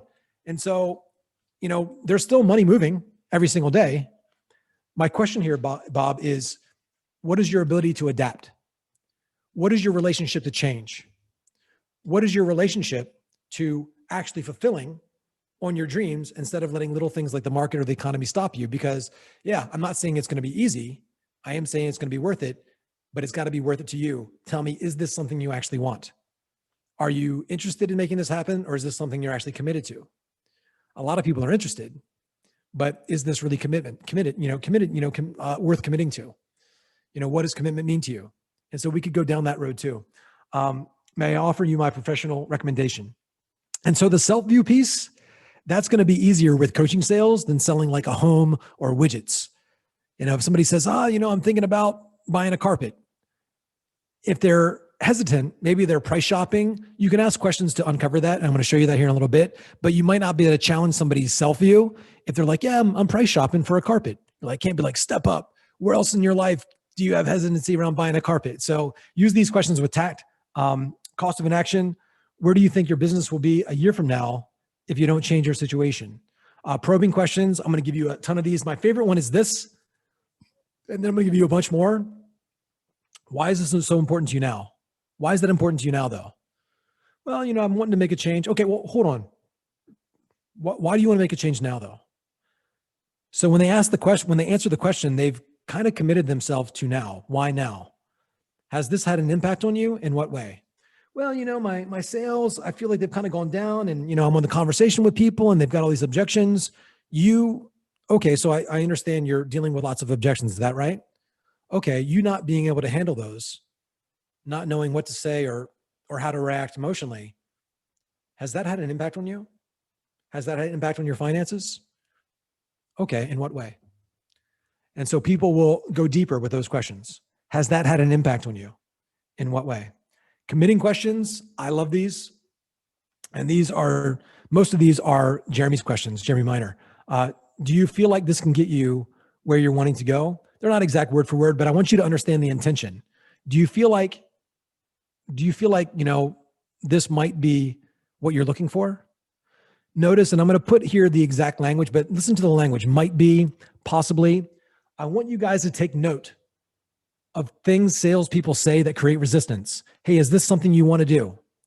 Hey, does this sound like exactly what you want? Are you ready to make a decision? No. So check this out. Does this seem like it might be the answer for you? Does this look like something that could possibly get you where you're wanting to go? I think so. Okay, well, hold on. Why do you think it could though? So notice the difference. Hey, does this sound like what you want to do? I don't know. I got to think about it. As opposed to, this question is very easy to say yes to or give a positive answer. Okay. Does this seem like something that might be able to actually help you? It might. Okay. Well, hold on. Why do you think it might? Do you guys hear it? Yes. Awesome. What's next? Where do you want to go from here? How does that sound? And so, for some of you that have seen me do these, like as it comes to the offer, I say something like this. Does this make sense? Are you comfortable with everything we've talked about so far? Yeah. Okay. Well, I can walk you through how the entire process would work, A to Z, what it would look like to get your income up, your health up, to get you into that home.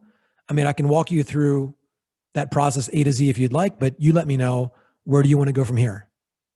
And they always say, well, walk me through the process. So instead of just saying, okay, now I'm going to give you a presentation.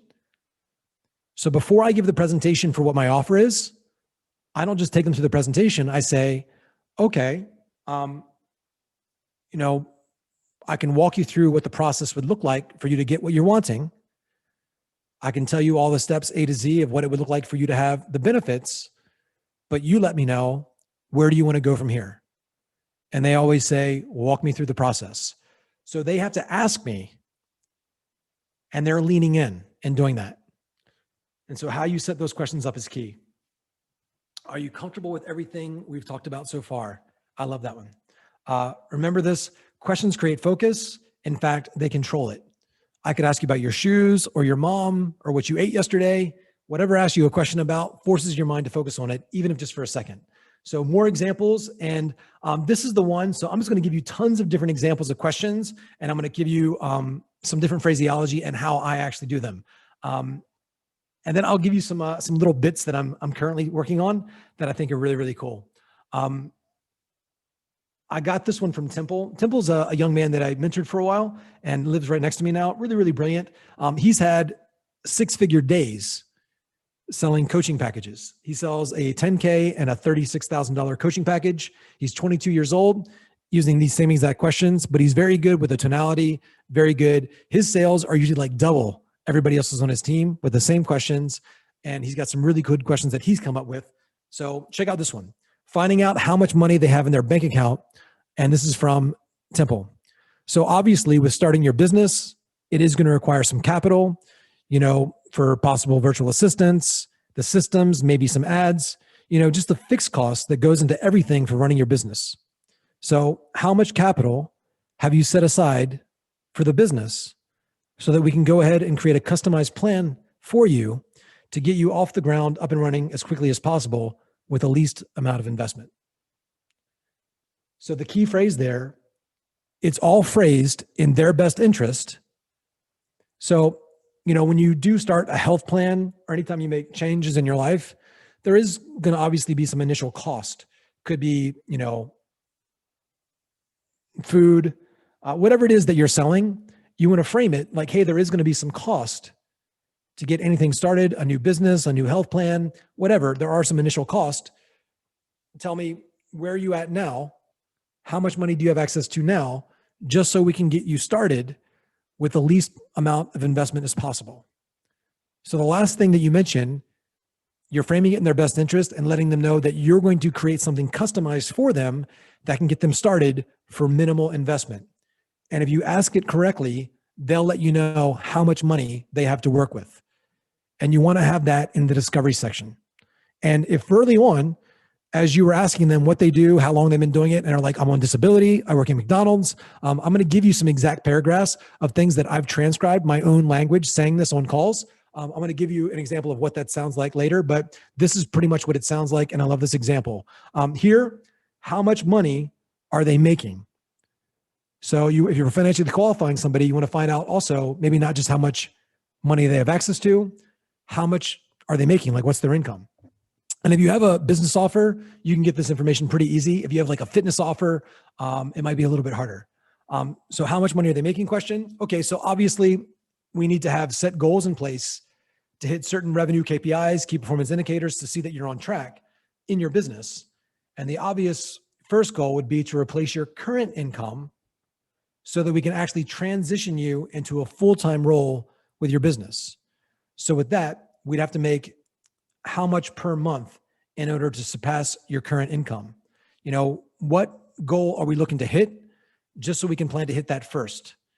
So he framed it in their best interest and provided context as to why he needed to know. Just so we could get you approved for a loan, it might help us to know kind of ballpark what you're bringing in per month now, what your assets are, just so we can get you up and running and have a good understanding of where you're at. So there's different ways that you can frame it. And if any of you have, you know, at the end, write that down if you want me to customize any of these for you. I'll do that right here before the end of the thing. But you see right there. So obviously we need to have set goals in place. So he's selling a business offer and he says, look, you're working a job right now. You're wanting to create your own business with us. So one of the first goals that we want to hit together is getting you to a place where your new income from your new business can replace your old income. What would that number be? What goal number are we trying to hit together to replace your current revenue? That way I know the first target for us. Well, I'm making 5K now. Okay, so 5K is the goal. And so this way people will just tell you, this works best for a business offer, but you can customize this a little bit depending on what the offer is. But what we're doing here, I just want you to see the framing of the question. You're saying that they want to have set goals in place. Regardless if you work with us or not, you need to have goals in place. And one of those is going to be to replace your current income. So that's the phrase. And then they'll give it to you. What would that number be? Hard fact questions, if I could ask. So that's a softener right there. If it's okay with you, would you mind if I ask? If I could ask, what's your total debt right now? Would you be okay with having an open and honest conversation about your financial situation with me? Chunking down. And so these are really, really important. And I'm going to put them in the context of business offer and finance. But here's how I want you to think about it. So I showed you that one kind of little chart there where it was experiences, beliefs, thoughts and feelings, decisions, actions, results. And so inside there are all the realms of consciousness of a human being and what they think every day, their associations, their beliefs, their decisions, their values. There's so much happening inside of a human being. And so we ask questions to help us clarify and direct somebody's focus in a way that's meaningful and enough of a way where we can create some gaps in where they're at. But one of the things that we're going to do to get it really powerful, we're going to establish patterns over time. And we can do that by asking what we call chunking down questions. And chunking down questions, these are related to NLP, but we can do them in depth, chunk down specifically, how specifically, where specifically, or we can do it across time. And so as it relates to this chunking down, I could say, say that I'm selling, say I have a marketing service and I'm selling people a way that they can generate leads. Okay, how many qualified leads did you get last month or last week? How many leads did you get last week? Okay, and how many of those were qualified? Out of those qualified leads, how many did you close? Okay, and how much is your offer? 5K. So you only closed 1 out of 4. So you made what, about 5K last week? Okay, how does that compare to the week before? How many calls? How many leads? How many were qualified? How many did you close? Oh, 0. Okay. So this month, so I'll chunk down, say 4 weeks or a couple months. Okay, how does that relate to last month? Oh, last month you were there? Okay, so it sounds like, and correct me if I'm wrong, it sounds like your income has been getting less and less. Is that what you would say? So I'm establishing by chunking down and say I had a fitness offer. Okay, what's your weight right now? What was your diet like right now? What'd you eat today? What was it last week? Are you consistent? Are you sporadic? Okay, what was your weight last month? Okay, how many drinks of alcohol are you having? There's an acronym that I have in here as well. For fitness offers, some of you guys have heard this before. We call it FASTER, FASTER. So I might chunk down asking specific questions, finding out what they're actually doing for their diet. Okay, so this week, how many times you eat fast food? How much alcohol? How much Starbucks? How much tobacco? How many times going out for entertainment, restaurants? That's FASTER. FASTER, fast food, alcohol, Starbucks, tobacco, entertainment, restaurants. Okay, so it sounds like you're spending about $150 a week on entertainment, restaurants, coffees. What was it the week before? Okay, so it sounds like you're spending about $600 a month on going out, Starbucks, coffee. Would you be okay? You don't have to give all that up, but would you be okay allocating a certain portion of what you're spending right now on things that are hurting you? Would you be okay reallocating that to a fitness plan to get you healthy? So I'm starting to qualify them, getting them to see that the money they're going to spend on a fitness program with me is money they're just going to reallocate from what they're already doing onto something they actually want. And you can do that with any coaching program. But getting people to get a good understanding of what they're doing consistently, that could be with leads, that could be with sales, that could be how much time. And so say that even like somebody's looking for a home, how much time did you spend on this last week before? Okay, so it sounds like you're spending this amount of time per month, and getting them, because people's biggest objections are going to be time and money. And so we can do some things there to establish patterns, and what they're currently doing is costing them time and money. These are pretty unemotional questions that are fact-finding questions that are going to give us the data for them to make a logical, not emotional decision at the end, because it does have to make sense. Yes, people decide with emotion, but there has to be some logic. It has to actually make sense. And we're able to make a logical case once we get the data. That's what these questions do. So what are you currently doing, using? How much time are you spending on that? And if I could ask about how much would you say you're spending on doing that? About how many appointments did you have last week before that, month before that, just so I know. How does that compare to the last few months? Okay, and how many did you close from that? So we're getting specific data across time. Where do you need to be revenue-wise to hit your goals? So these are just a bunch of questions here that can get us chunking down data over across time. These aren't fun, sexy questions, but these are questions that can really just help you establish patterns as we go deeper into somebody's situation and where they're at now. So I gave you some initial situation questions. These are ones that can take you further down to help you get clarity on somebody's situation as to what's really going on. And here's what you're going to find. So let's say you have a business offer. Oh, I'm making $100,000 a month. Awesome. Is that gross or is that net? Oh, that's gross. Okay. So after you pay your staff, after you pay for ads, I'd say, how much do you pay your staff? How much do you pay for ads? How much do you pay for taxes? Okay. And do you leave any money in the business, or do you just take that all for yourself? Okay. So after you leave some money in the business, after you pay your staff, after you pay for taxes, after you pay for ads, after you pay for all your cost, $100,000 a month, about how much are you actually taking home each month? Taking home about $8,000. Okay. Is that normal? So some people will say, I'm making $30,000 a month, $50,000 a month. They're going to give you the big number. We can use this process to get people more specific and chunk down and ask the right questions where they think they're doing so good, making $100,000. And a lot of people might have agency offers. They'll tell you how much money they're making, but they spend half of it on ads, half of that that's left over on their own expenses, staff, their own ads, their own VAs, all of that. And so you're going to find that we're chunking down and we're going to get a smaller number. And that's going to put people in more pain across time. But we've got to get to the truth of the situation across time. That's why we have these chunking down questions. Does that make sense? Framing for business opportunity offer, also financial wealth offer. How would you ask the finance budget question in a B2B type sales? Technology service sales. Amit, come on here really quick. What's up, buddy? Hey, hi. Hey, what do you sell? So I work for a company. We sell technology services, managed services, basically the outsourcing portion of the technology portion, the IT portion, we do it.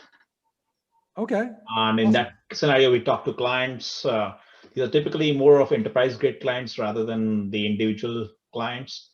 And in that scenario, when talking to the procurement department or to the business heads, how do you typically approach that question of asking their budget? Yeah, no problem. And where are you located? I'm in New Jersey. New Jersey. Yep. And the people that you call on, are they in America? Yes. Yes. Okay. And I want to serve you as best as I can here. Here's the thing. In America, the Indian accent, a lot of people have resistance to it. So it might be something you want to clean up, just because sometimes people have resistance to it because we've all had telemarketers here and things like that. And so you might find, so I'm going to tell you what to say, but sometimes when you ask questions in a certain way, some people will be short and rude to you. And sometimes it's because of the accent. So it might be something that you just want to work on a bit. And some of you heard me talk about this before. When I first got into sales, I sold dental products over the phone, and people were really rude to me. And I mumbled a lot. I had a big gap in my teeth as a kid. So I worked on my enunciation and the way that I made my words land and my cadence. I worked on that a lot just to make sure that I could connect and get through. And so it might be something you want to work on. But to answer your question specifically, as we've already gone through some of those questions around the situation. So what you're doing is you're selling B2B, like technology services. So you'd ask, what are they doing now? How long have they done it that way? Do they like what they're using? What do they like about it? What would they change if they could? And so often you're going to find that somebody will say, well, we would like to save some money. Just so I understand, about how much are you spending on that now? Has the cost been going up or down? And what's provided for that? Just to make sure, if it's appropriate, I could ask you a few questions just to see if I could actually help you find the possible hidden gaps and where you may be overspending, to show you exactly how we can fix that if it's appropriate. So with that said, about how much are you spending on this? Okay. And is that in your budget or is that over? Where are you at now? Have this cost been going up or down? Has it been neutral? Does it stay the same? And are you satisfied with the results your ads have provided? And so you're going to find usually some gaps in the situation there, but the framing is really important so that you get that information. Does that make sense? Absolutely. That was very helpful. Thank you. And so, yeah, the budget question. So I hate it when there's sales programs, especially B2B, where you just say stuff like, what's your budget? There's something that's been around for a long time. And I believe it was invented by IBM because they were just calling on so many companies. It was called BANT, B-A-N-T. Budget, B is budget, A is authority, N is needs, T is timing. And so that's been around for a while. And a lot of salespeople get on and they're like, okay, can I ask you, what is your budget for this? And when you ask somebody what their budget is, they're pretty much always going to lie. They're going to say something really low with the hopes that you'll be able to change your offer for their budget. And so I would rather ask, typically, what do you spend now? And how have the results been for that? For every dollar you spend, say it's an ad budget. Okay, typically we want to get a, ROAS, return on ad spend. Most people, if it's in a marketing department, they know what that acronym means. What's your ROAS? And they'll know what that that term means, return on ad spend. Okay, CPA, cost per click, cost per acquisition. So if you could break down some of these numbers for me, I might be able to find some possible hidden gaps and where you may be overspending. Notice the neutral, non-assumptive language, like, hey, you're definitely overspending. Show me the possible hidden gaps and where you might be overspending. So if it's okay with you, could I ask, okay, and how long? What made you decide to go with that firm? Are you 100% happy? Do you feel like you're doing really well? What would you change if you could? Okay, and why would you change that? Have the ads gotten more expensive or less? How do you feel like you guys are doing compared to your competitors? Just to help me understand if I could even help you, kind of walk me through your numbers. And they'll typically give you that. And if you framed it, just to see if I can help you, just to make sure I have an apples to apples comparison, and you dig into it, typically they'll give you that information. But again, it depends a little bit on the strength of your brand. If you're cold calling as opposed to them responding to an ad, if they responded to an ad and it's an inbound call, it'll be warmer than if you're doing cold outreach. So there's a little bit of framing. It does get a little bit more nuanced as far as business offers, but does that kind of make sense? Absolutely. This was very helpful. Thank you, Eli. Awesome. Am I saying this name right? Genea? Genea? It's Janaea. You said it right. Nobody says it right. That was pretty good. Woohoo! Awesome. How to frame for coaching, learning how to build self-esteem and manage emotions and heal trauma. So I'm taking it that you're a coach and this is what you do, yeah? Yes. Awesome. The challenge with a lot of people in that I've gone through a lot of trauma healing type stuff myself, getting people to pay for it. One of the things that you do that's really like a strong frame for what you do in this healing trauma world, people might hear your offer. So just realize this too, you're going to get some financial objections. And when people say it costs a lot compared to what? Compared to going to 20 years of therapy at $300 a session and getting no results, the difference between this and therapy, this isn't therapy, this is coaching. We work towards an outcome. What would it mean to you to be able to do this? And getting people, so there's something I'm going to teach here in a little bit. As we get into the problem and we probe, so we've got to get beyond the surface. So the surface is like, tell me about what's going on. And for you specifically, as you get on the phone with people, people are going to go really deep into their story.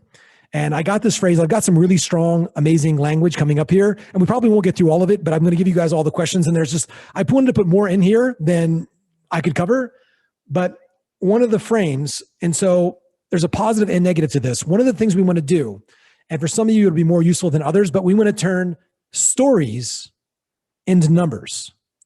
And so when you have somebody, and I love like the scale of a 1 to 10 question, scale of 1 to 10, because especially when you get people on the phone asking about what's going on, and you might ask them, scale of 1 to 10, how comfortable do you feel in your own skin? Okay, has it always been that low of a number? Tell me a little bit about when you started to feel this, or when you knew something was off, and was the trauma result of this, or this? And sometimes you could just ask people, what do you feel like has created this trauma for you? And some people will be really resistant. They won't want to give you anything. Some people, they'll go right into emotions and they'll start crying and all this stuff. And so some of those people, based on your sensory acuity, some people you want to open them up more. Some people you actually need to open them up less and turn stories into numbers. And so what we're doing, people, they want to be able to, these people want to feel good in their own skin. They want to feel confident. And so where's your confidence at now? What do you feel like you've been missing out on in life because you've not processed this? What would it mean to you to be able to process this? How long, what has that kept you from doing, in your opinion?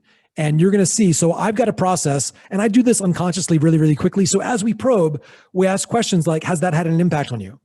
In what way? Where else has that shown up for you in your life? And you're going to find, and so as we get people to the pain, we want to expand the pain and we want to expand the gap. And so I call this process the 8 F's. So let's say somebody has a problem with their finances. I want to show them, I want to ask them questions, and I'll get them to tell me how their lack of finances, the first F, has that caused you some stress? In what way? They're going to tell me how their lack of finances affected their fitness, their family, their friendships, their faith, or their sense of meaning and purpose. And Tony does that one really well. So for faith, it just begins with F, but really what I'm going to say is this. I'm going to say, and somebody might feel lost. I'll say, well, you being in that out of shape body, not being able to process this, you not being able to really feel confident that you have the ability to go out there and generate income for yourself. How else has that affected you? And sometimes they'll hem and haw, and I have no problem interrupting people. Well, let me pause you there for a second, John.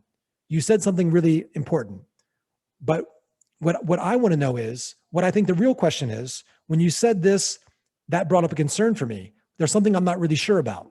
And so by doing that, I will pause people in their story and I will take them deeper into the thing. An undisturbed prospect will not buy. And some people will talk about their shitty story and their trauma, but they do it all the time. It's like they're looking for a way to emote their problems. They're not actually looking for a solution. So for some of these people, got to say, look, what's different about this than therapy is we actually work towards a solution. But I have to tell you, a lot of people don't actually want a solution. They just want somebody to hear their problems. And if that's you, that's fine. I can refer you to a therapist, but that's not what this is. this is where we work towards an outcome. But I have to ask you, is that something you want? I'm not so sure. The fact that you go right into the story and it sounds to me like this is your pattern. You do this all the time.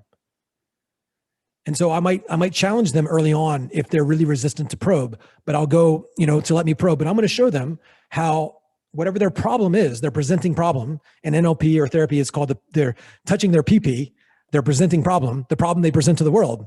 But we need to go deeper than that. And we need to disturb them a little bit by showing them how what they have going on and the pattern beyond the pattern could be their thought process, their self-esteem, their self-worth.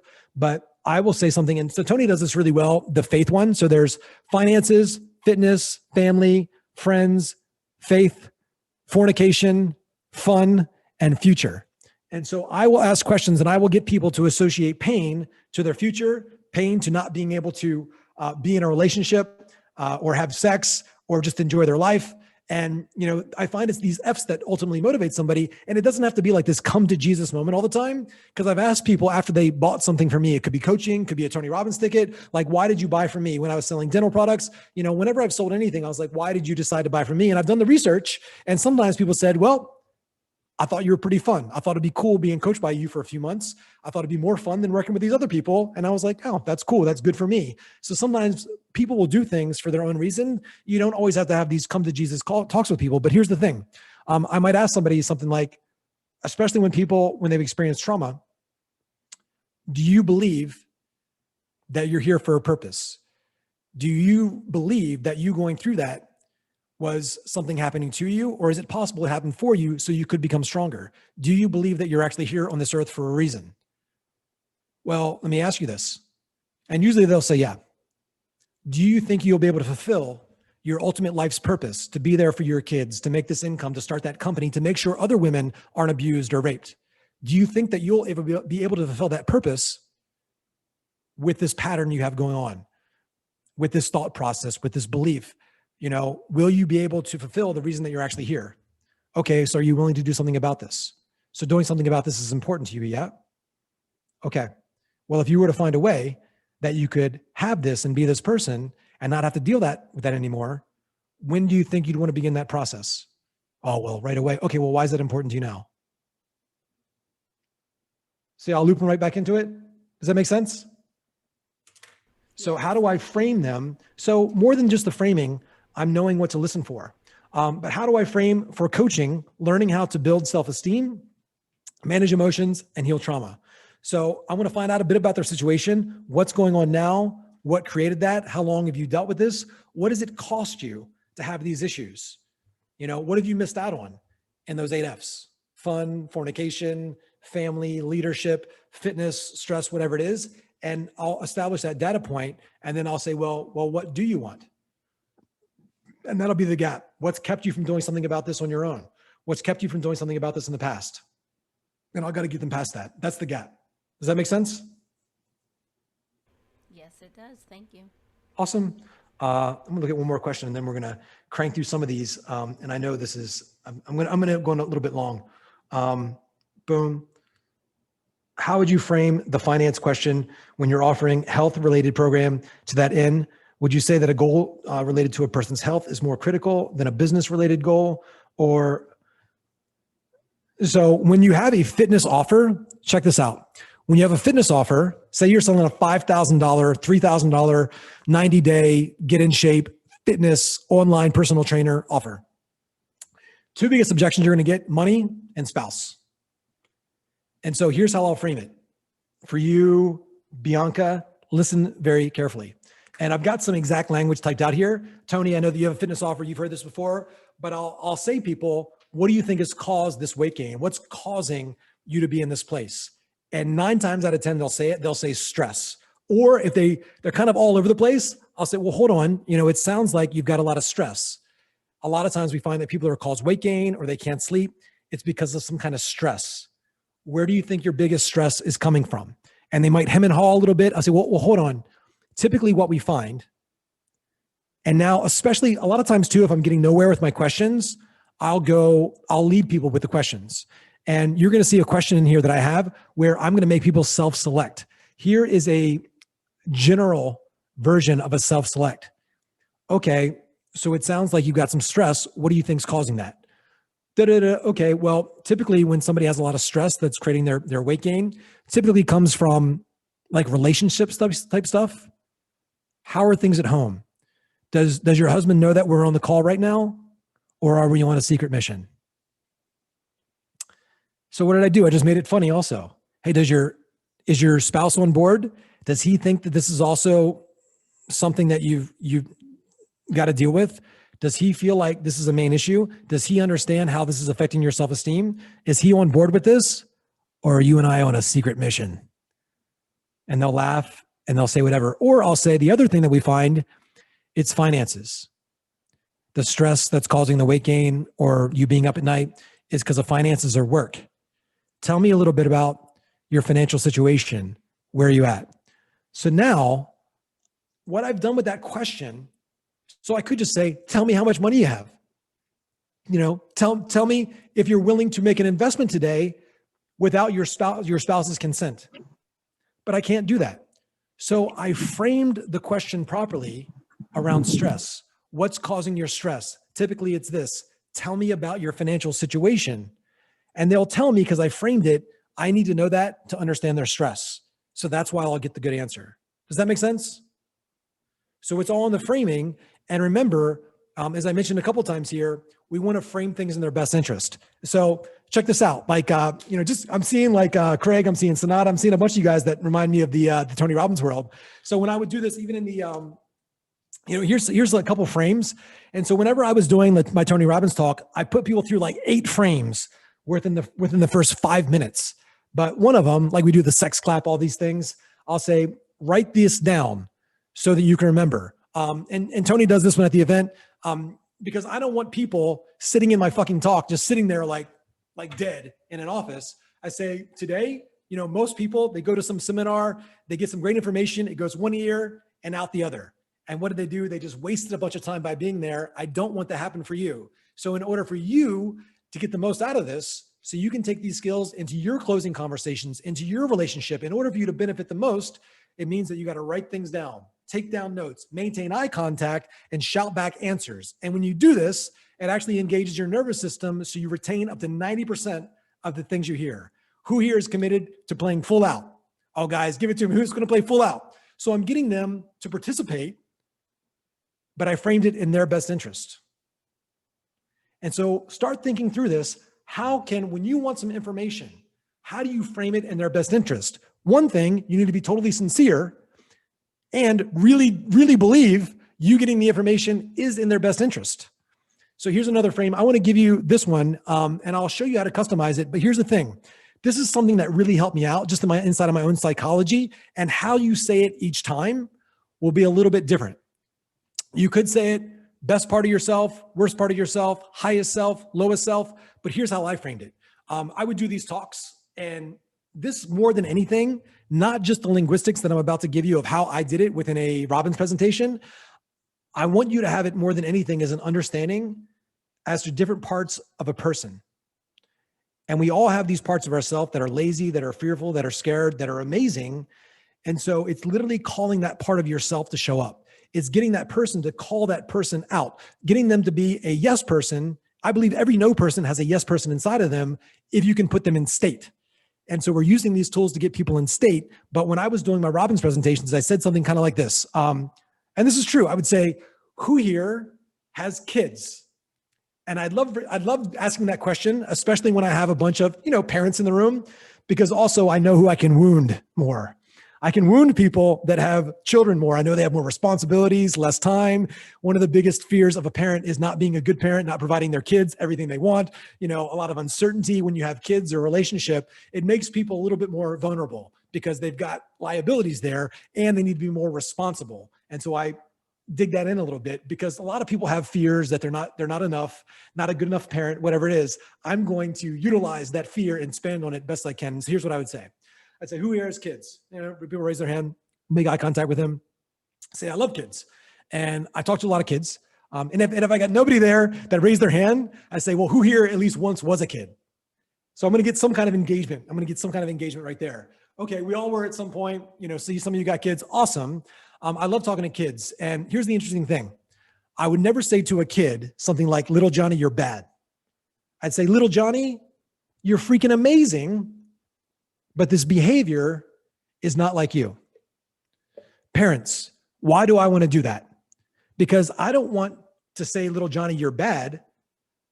I don't want to make him feel like a bad person. I say, Johnny, this behavior is not like you. What am I doing? I'm separating the behavior from the identity. I'm not saying, Johnny, you're bad. I'm saying you're amazing, but the behavior is not like you. So now little Johnny can see that there's the power and possibility of who he actually is, and he can begin to recognize, with my help, the patterns of behavior that are out of alignment with his highest self. How many of you guys see this? And they raise their hand. They say, good. Because I'm here today to talk to you. Because I find that you and we're just big kids sometimes. And I'm here today to talk about the power and the possibility of who you can be, but also the patterns of behavior: fear, insecurity, self-doubt, laziness, indecisiveness, the patterns of behavior you go into that could have you out of alignment with your highest self, the patterns of behavior that you've picked up that aren't really who you are, but could also be influencing little Johnny in the wrong way sometimes, because kids don't do what you tell them to do. They model the patterns they see around them. True or false? True. And so now what am I doing there? I'm creating a frame where I'm going to call you out to make decisions as your highest self, to really be a possibility focused person. And I vilified the behavior. I say, you're a big kid, but there's patterns of behavior that you go into: indecision, not taking action, being lazy. So I'm vilifying the behaviors of a non-buyer. I say, and I'll get permission.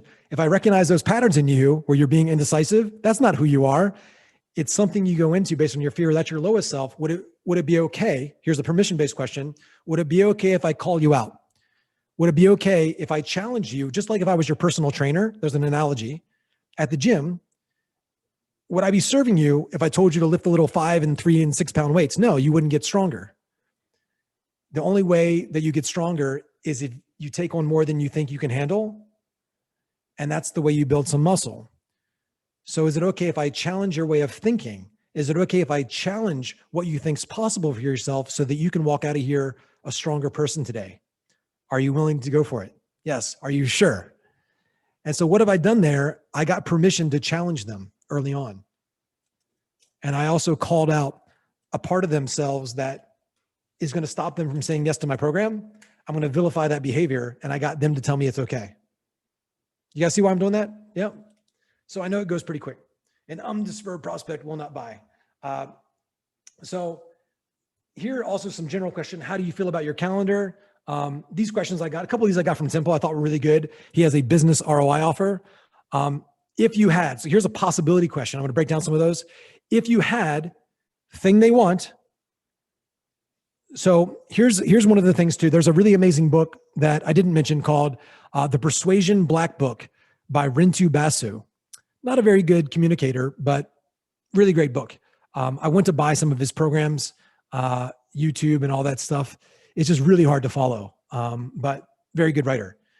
If you had a hand-packed calendar, would you be more picky with the clients you bring on? Would you charge more?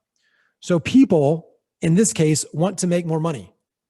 And they feel like the reason they're not be able to make money is because they don't have enough leads.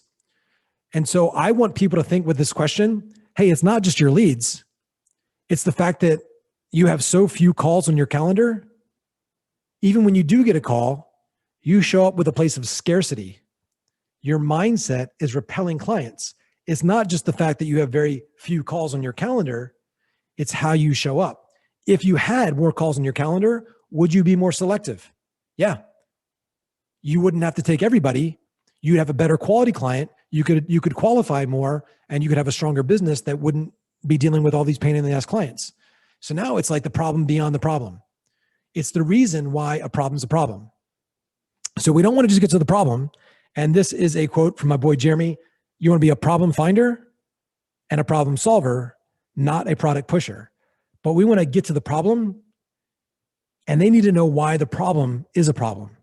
Somebody might say, yeah, I don't have money. Well, why is that a problem for you? Well, I feel like this. What can't you do? You might not need money. People, they say that you only need about $70,000 a year to be happy. Why do you need more of that? Well, I want my kids to go to private school. About how much is that? Okay. What's going to happen if you're not able to provide that? Well, we live in a really bad area. Means that she's going to get shitty education, not go anywhere. Okay. Why is that important for you to do something about that now? So we want to dig in a little bit deeper. Why is the problem a problem? We always want to go one layer deeper. So we can go to one side. It's problem, the reason the problem is a problem, and the consequence of the problem. And then we can go the other way. There's the feature, there's the benefit, there's the advantage. Feature, benefit, advantage. So you always want to extend things out, and you can connect that to other areas of their life, or just go deeper in the probing, or deeper in linking it to other areas of somebody's life. Could be finances, could be health, could be finances, could be sense of meaning and purpose. You want to get them to tell you. So sales process questions.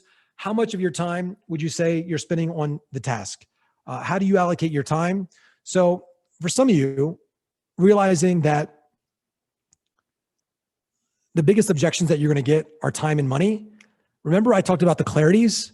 The reason you ask questions like this is to close those loops ahead of time. So here's how you can think of it. Here's the most basic one I can give you. It's this. So, John, if I mapped out a process for you where we could increase your closing ratio, get you up to that 30K a month level, do you even have the time? I mean, it does take some time to implement this. It's going to take about 3 hours a week for you to implement a new process and be on the training calls. I know it sounds like you have a lot going on. If you felt really comfortable in the process to get you there, do you even have the bandwidth right now? I mean, you don't have like a wedding in Japan. You're not like about to fly over the world. Do you even have the bandwidth to implement this process if you felt like it could get you to 30K a month? Oh yeah, I could do that. Okay, why now? So what I'm doing is I'm closing that loop where somebody says, I'm going to do this later. I'm going to do this next quarter. I'm going to get them to tell me that they can do it now. And so think about it. Think about your offer. What does that look like? And so I want to be respectful of your time. First of all, we've only got about another 15 minutes left on this call, but I'm about to walk you through a process where you could close more sales and feel a lot better in it based on just being able to increase your skills. I know you're very busy, but if I mapped out a process for you where I could hold you by the hand for the next few months and take just a few hours a week to listen to your calls, give you direct feedback, and tell you exactly what you're doing to keep you from losing sales every single day and feel better about your sales process. Look, it does take some time. Do you even have the bandwidth to learn these things so you can double your closing? So I frame it, the last thing I say, so I expanded on it more than I usually would, but to be very subtle, I'm not saying, do you have the time to learn my coaching? I'm saying, do you have the time to get you the result that you said you're committed to? And so if it's framed in the right way and it's really what they want, they're going to say yes every single time. You see why I ask it that way? So they always say, man, as soon as possible. Okay, why is that important to you now? And they go even deeper. So doubt question. So here's how I do it. You guys may have seen in my 10 clarities there, there's pain, consequence, all that stuff. What's really powerful is doubt. And so there's something that we teach called the buying pocket. Realize this. We call it the buying pocket because if somebody's to the right of the pocket, they feel overconfident and they feel like they can do it on their own.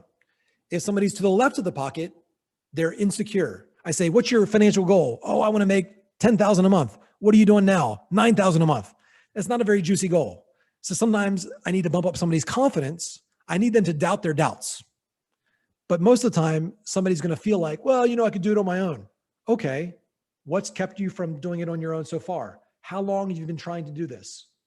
And so I might need to smash down somebody's confidence a little bit by asking them the right questions, by getting them to doubt themselves. And by the way, if you ask anybody enough questions about anything, they're going to doubt it.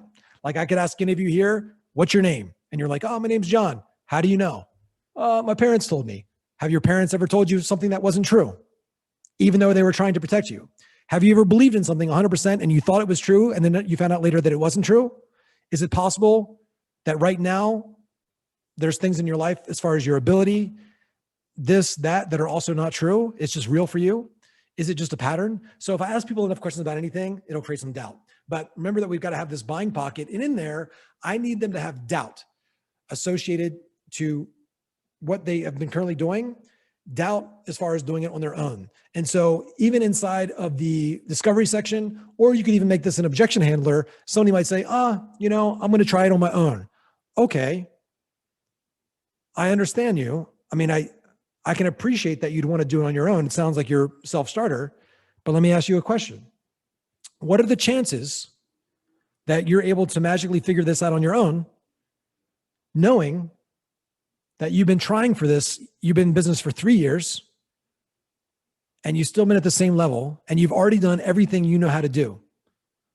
What are the chances you just magically figure it out versus what are the chances of you figuring it out with a proven process, with a coach, with a proven process that has hundreds of case studies and getting direct feedback every single week?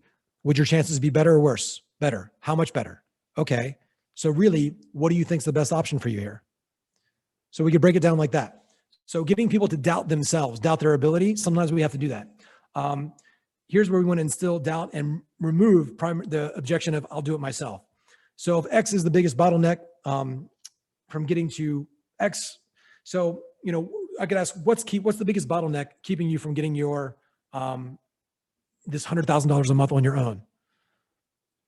Inception questions. You guys heard me say this, but some people might hem and haw. Got it. Well, the reason I ask this is this, usually people reach out to us because 1, they're struggling with this, 2, it's this, or 3, it's this. Which one sounds like most like your situation? So here's what's going to happen. For a bunch of you on here, you're going to say, well, what are you trying to accomplish? Well, I don't know. And they're going to hem and haw. Okay. Well, typically the reason people reach out to us is because they're having trouble with objection handling. They're having trouble getting more calls booked, or they really don't have a dialed-in follow-up process to convert calls on the second or third try. Which sounds most like it's what you need the most help with right now? Oh, I'd say this. Okay, what makes you say that? Okay, what makes you say that? And so they have to self-select something. So you can see I gave 3 buckets. So people say, well, I don't know. I'm just kind of, seeing what's there. Well, typically people look for this, or this. Which sounds most like your situation? I'd say this. Okay, what makes you say that? So now I got them to own a problem. What makes you say that? Now they have to own it. And the fact is they didn't say it, I said it. Is it this, or this? Well, it's that. Okay, what makes you say that? Now they have to own it. Do you guys see that? Yeah? I'm going to imagine you guys are saying yes. I'm just going to imagine. Oh, yes. Awesome. More doubt. I'm just going to read a couple of these. Do you really think that's the best way to do it? Well, why though? What made you decide to start doing it that way? Or could I ask you a question? I mean, just to help me understand, what was the thinking behind doing it that way though? So when people have to explain themselves over and over again, their processes as to why they got in a relationship, why they chose a business coach, why they do something, usually people don't explain it very well, and it's going to make them sound a little bit dumb, which can, what'd you eat yesterday? What'd you eat this week? What was the thinking behind that? Was it this or that? Okay. Do you really think that's the best way based on your metabolic type? Or do you not even know your metabolic type? Well, I kind of read this thing. Do you always believe everything you read? Have you ever read something that was completely counterintuitive? Have you ever done something you thought was going to help you, but actually ended up hurting you? Is it possible that's happening now? How do you feel right now? Do you always just pick things at random? Do you always go with your gut? Have you ever thought something could help you, but ended up hurting you a lot more? So I'm getting people to doubt themselves a little bit. And in that way, if I'm sincere and honest and really supportive, but having a bit of skepticism in my voice, eventually, and if I can have a little bit of authority, look, after working with over 200 women in your situation, can I share with you what I found? And so they're going to ask me for that. And what they're slowly going to do is they're going to give me access to their decision-making process. I'll say, how you're thinking about this is wrong. Or, Sue, how do I tell you the way you've been thinking about this is wrong and can actually hurt you without you getting upset with me? And when they answer that question, they'll give me permission to challenge their thinking. And if they let me have access to their way of thinking, it'll be easy for me then, as a consultant, tell them exactly what they should do. So I'm framing me helping them with their thinking in their best interest. So that's what's happening. And if you don't mind, I mean, if I could just quickly interject for a second. So I'm interrupting somebody there. You said something that really amazing there when you said, if I could ask. So the way that these questions are also framed, I've mentioned a few times, and I know that some of you have been taught to just keep the prospect talking, and you should. They should talk more than you. But the reason that we have the 10 clarities, and you guys will see them, the 10 clarities, you're looking not just to ask specific questions, you're looking for specific information. Sometimes people ramble. You don't want to be on 2-hour sales calls. It will burn you out. You don't want to be rambling. You want to politely interject. Oh, Susie, let me pause you there for a second. Or, you said something really amazing there. If I could just pause you for a second. What I think the real question here is, so I'll never forget, Tony took a handful of us to Vegas, and me and this guy, Lee Asher, we were sitting up front, and Tony was teaching us like all this really just ninja stuff. Sonata, I know you know Lee. He's amazing. He's teaching us all this really cool stuff. And one of the things was on postures. One of the things was on framing. And he was role-playing with us. It was really, really cool. And about a week later, I listened to an old power talk of a very young Tony Robbins and a younger Jay Abraham. And if you don't know Jay Abraham, he's like a marketing genius, but he rambles like crazy. So he's talking, he's rambling, he's bebopping along. And then Tony goes, listen to me, Jay. But he said it with the tone of voice like, shut the fuck up. Listen to me, Jay. And so that's like throwing a jab at somebody like, shut up. Listen to me, Jay. The great thing about you is, so he cut somebody off. Hey, listen, guys. What's really amazing about you guys, you've been here for so long. So immediately, as soon as you do that, there's a compliment. Listen to me. The great thing about what you're saying is, oh, you said something really amazing there. I mean, I'm sorry if I could just interject here for a second. What you said there was really special. And what I think the real question is, and then redirect them.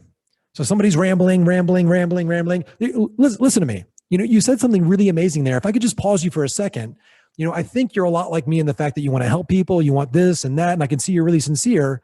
And I think what the real question here is, or when you said this, how did you mean by that? Why did you decide to do it that way? So I'll interrupt somebody, I'll interject there when they're rambling, and I'll probe them deeper, or I'll redirect them to somewhere they're not focused. So, okay, so I understand with your relationship that, but what I think the real question here is, if I could ask, what made you decide to do it that way? Or how do you think that's affected you, say, in your business? Has that had an impact on you? So I'll interject them right there and I'll cut them off very, very eloquently. But as soon as I do it, I'll compliment them. I'll say that it was great. Wow, I can tell that must have been really impactful for you. I really appreciate you sharing. And just I could go a little bit deeper, if you don't mind, what I think the real question here is, da-da-da-da. And so I'll take them into it deeper. Otherwise, you're going to be just on the phone with ramblers all day. Anyway, could it get worse? I mean, is that a possibility that we should consider? This is a ninja question. Consequences. So I talked a little bit about this, understanding the 3 views, and what you guys have been on here for almost 3 hours. I'm going to go for probably another 20 minutes and then cut it. I mentioned this also, the self view, the world view, the vehicle, understand the Dickens process. And so one of the things you can do, it does take a little bit of tact, but how long have you been dealing with this? How long have you been looking? You spending so much time on this, what has that kept you from doing? So I'm going to open it up where I'm going to get them associate some pain, some frustration. They're missing out on something, some FOMO in the past, the present, and the future. So that's what you guys are hearing me do. These are some of my targets along with the clarities. Robin's basic pain associating questions. I'm going to show you how to change these really quick. And so I put here these little parentheses. Remember I talked about experiences, beliefs, thoughts, feelings, decisions, actions, results. So there's think of it like a timeline of things that are happening inside of a human being's nervous system very, very quick. It's like stimulus response or association. If they associate based on the fact that you're tall or you're a man or you're black or you're Asian or you're Japanese or you're short or you're big or you're from California or whatever, they have a certain association to you based on their past references. Oh, you're just like a salesperson, or I went to those seminars one time, or I talked to all realtors. People have associations, stimulus response, but what the stimulus of you being a person challenging them, they have a certain response to it. Is it good or bad, pain or pleasure? We don't know. It's based on their neuro associations in the moment, and they're happening very, very quickly. So just know what's happening. And when I put here these pain associating questions, when I put the belief there, that's like, it could be their experiences, could be their decisions, could be their thoughts, could be anything. But how much has this belief cost you? You know, how you're thinking about your business, how you're showing up in your life, taking all that stress home to your family at the end of the day. What do you think that thought, that behavior, that feeling, whatever they said was the DBM or the dominant buying motive or the thing they want to move away from? What does that cost you? You being on your sales calls and spending 45 minutes, 90 minutes on the phone with a prospect and not knowing how to disqualify them early on. And then if they are right, not knowing what to say to bypass their knee-jerk reaction objections, not knowing how to deal that. I mean, has that had an impact on you? What do you think it's cost you? What does it cost you financially? Okay, and what would you have done with that money? You know, would you have bought something for your family? You know, why is that important for you to change that now? And so how much has this thought, this belief, this behavior, how much does it cost you? What have you lost as a result of the belief, the thought, the behavior, the action, the incongruency? What emotions do you experience as a result of you not being able to close people, you not being able to live in the home of your dreams, you not being able to help more people? How does that show up for you? Where else does that show up in your life? What has this belief cost you in terms of, putting this on you guys, not on me. What does this belief cost you in terms of energy, your career, your relationships, etc.? Boom. Putting this on you guys. The key is to be able to probe eloquently and then expand the pain. That's why I talk about the 8 F's. Where else does this show up in your life? Where else does this show up in your sales calls? You not being able to do this, has that had an impact on you? In what way? Who else does that affect? And to future pace eloquently and expand the pleasure. So pleasure and pain. The PPP formula, pleasure, pain principle. People move towards pleasure and away from pain. Super basic, I know, but sometimes we need to just be reminded that if people associate more pain to buying than to not buying, they're not going to buy. And that's why I gave you that one question early on. So when you go through those phases of the call, there's the opening or connecting phase, the discovery phase, the transition, the presentation. And some of you already heard me say this, but here's the thing. Once you present, your presentation has to be solid, only like 2-3 minutes. I can walk you through the process of what it looks like for you guys to close more sales, but you let me know, where do you want to go from here? Oh no, walk me through the process. Cool. Grab a pen and paper and I lead you. First thing we do is this, so you can do that and have the right mindset to actually understand that. Does that make sense? Okay. Did you see how that can help you? Okay. Next is this, next is this. And so you might walk people through your process where it's really clear and you have these checking for agreement questions. Can you see why we do it that way? Are we on the same page? Does that feel comfortable for you? Can you see how doing it that way can keep people from being so resistant? What questions do you have for me about that? Okay, so that's the process. Tell me, scale of 1 to 10, how do you feel about the process? Does this sound like something that could help you get where you're looking to go? Okay, why do you think that it could? Scale of 1 to 10, where are you at? 10 means that this could help you. 1 means this is the biggest piece of shit you've ever heard in your life. Where are you at? I'd say it's, it's an 8. Okay, 8, that's pretty high. Why so high? I say it's a 6. That's kind of in the middle. Why so in the middle? It's a 3. Okay, that's pretty low. Why so low? So no matter what people say with that question, okay, 5, that's kind of in the middle. Why so in the middle? So me doing that question after I present, before I give them the investment, what I'm doing there is called a temperature check. It's in here, but I want to give it to you just for time's sake. Where are you at? You having my mentorship, you going through our real estate investing program, whatever it is. Do you feel like that could help you? I think so. You sound kind of hesitant. What's behind that? Scale of 1 to 10. Where are you at as far as the process? I know we haven't talked about the investment yet, but how do you feel about the process of having us help you doing this, this, and this for you? Do you feel like that would move you towards your goals or away from them? Towards, okay, scale of 1 to 10. How do you feel about the process? 10 means this, 1 means that. I'd say, like an 8. 8, that's pretty high. Why so high? Well, I'd be out of this and this and this, and they start influencing themselves.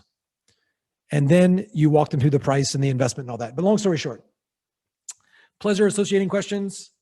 What benefits will the person gain as a result of the new behavior, belief, training, skills, whatever it is? What positive emotions will you feel as a result of training, skills, behavior? What specifically will you gain in terms of, so here's where we expanded. So I've just expanded in my own way. Pretty much this whole time, there's 4 pain associating questions and 3 pleasure associating questions from Tony. We focused more on the pain, but that's what I did, but just much more granular is what we did. We broke them apart into a lot of different questions. There is one of the books that I mentioned, Socratic Selling, really, really amazing book.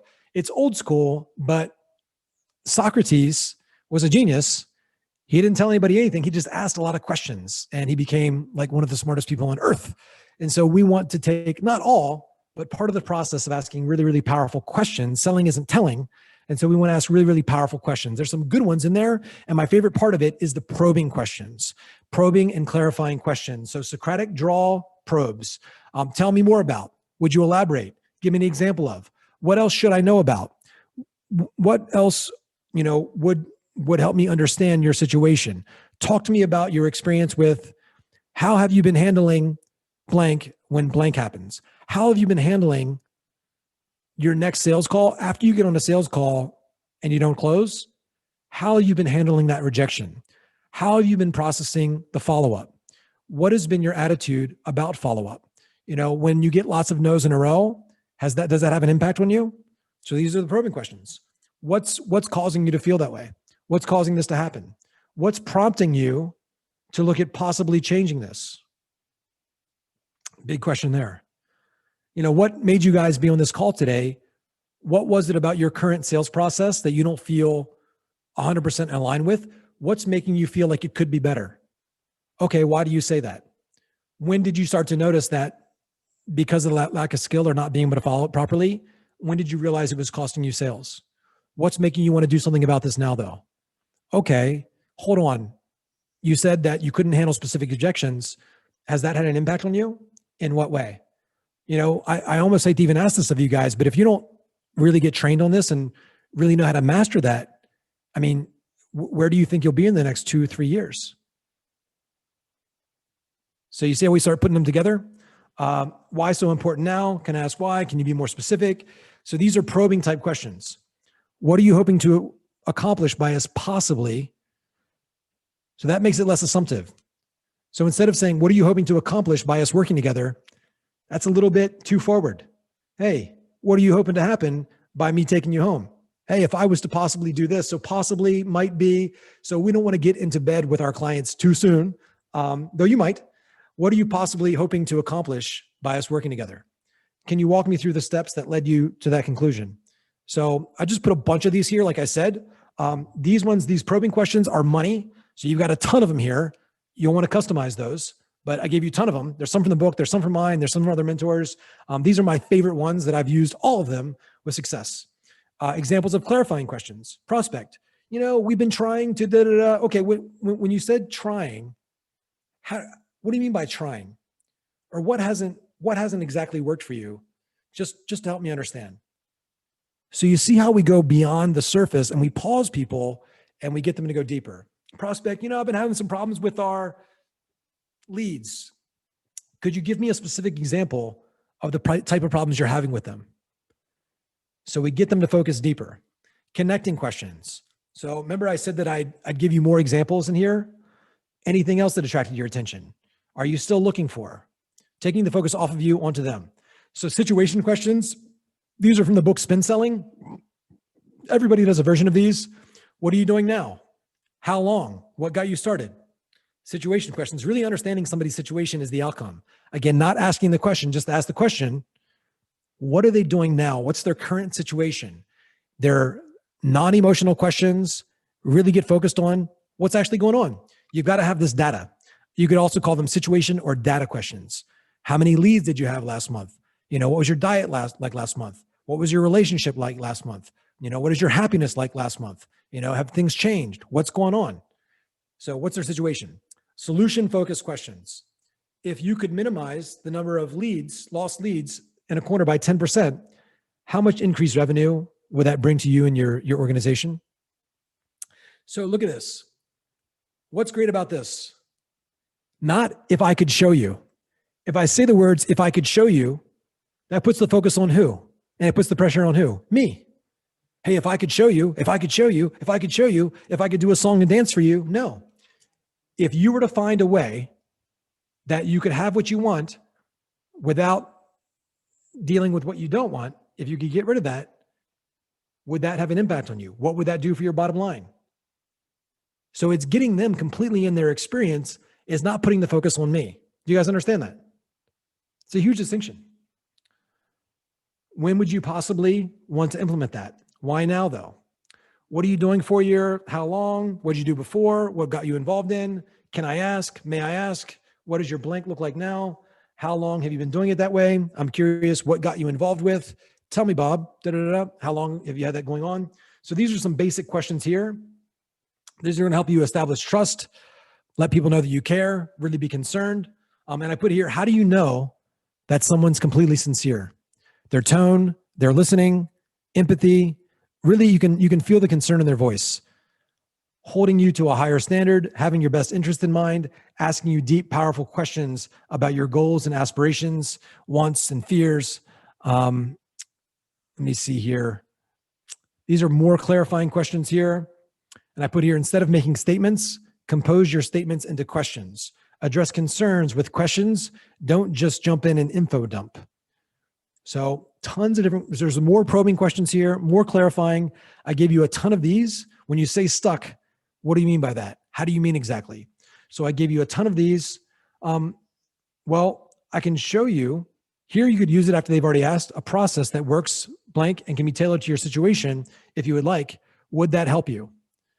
And so one of the questions I ask a lot when people say, like, what is this? I say, well, I can do this and this and this.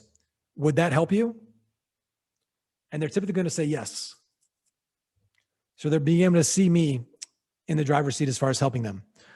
And so another way that we ask that is, well, we could do this and this and this. Would that help you? And then by saying yes, they've seen you actually helping them. They're making a micro commitment to you actually helping them. And it's if, not when. When we do this together and when you sign on, nope, that's too assumptive. Well, if you'd like me to show you, well, if we did this, this, and this, would that help you? If I listen to your sales calls, if you talk to me on the phone once a week and I gave you direct and honest feedback about the different aspects of your communication that could be costing you money, and we locked in and we broke down one of your sales calls, would that help you? So yeah, okay, why do you think it would help you? And so people are going to say, yeah. What's the biggest bottleneck in your business? So these are pain questions, getting people to focus on the pain, and we can probe and clarify the pain and connect it to the 8 F's. We can repeat back what they said in a question. I'm just having lots of stress, having lots of stress. How do you mean by that? So sometimes repeating back what people say, the last 3 words, that can help you. What makes you say that? Besides blank, is there anything else you're looking for in a coaching program or in a support system or in a realtor? Besides blank, is there anything you are looking to change? So besides just wanting to make more money, what else are you looking for right now in your business or life? Well, I want to feel this. So that's how we get people beyond the surface. Besides this, is there anything else? What other criteria would you be looking for? 2 truths question. This is probably, you guys already heard me say this, but I wanted to give Jeremy credit. Really, really amazing question. So somebody says they like what they have. Okay, sounds like things are going fairly well for you, but I'm curious, what would you change if you could? Now we get to the second truth. There's always 2 truths.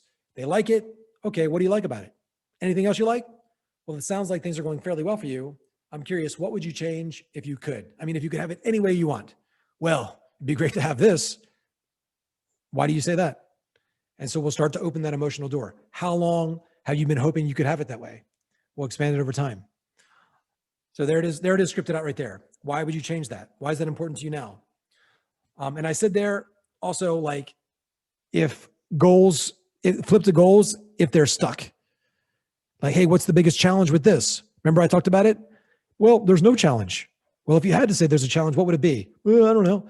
And say, okay, well, what are you hoping to accomplish? If you could have it any way you want, what are your goals? Well, I really want this. Where are you at now? How close are you at now? Oh, I'm far. What's kept you? So we can flip it.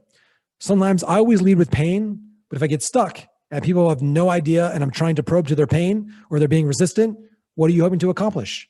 Where do you want to be a year from now? Okay, how close are you to that now? What's kept you from getting there? So I'm establishing all three things: the goal, the pain, the roadblock, right there in 30 seconds. So I love this. And I put here, shout out, first person. I don't know if Cole was the first person I heard this from. I think it was Taylor Welch at Traffic and Funnels, but I know he talks a lot about this, turning stories into numbers. Get a clear understanding of where someone is.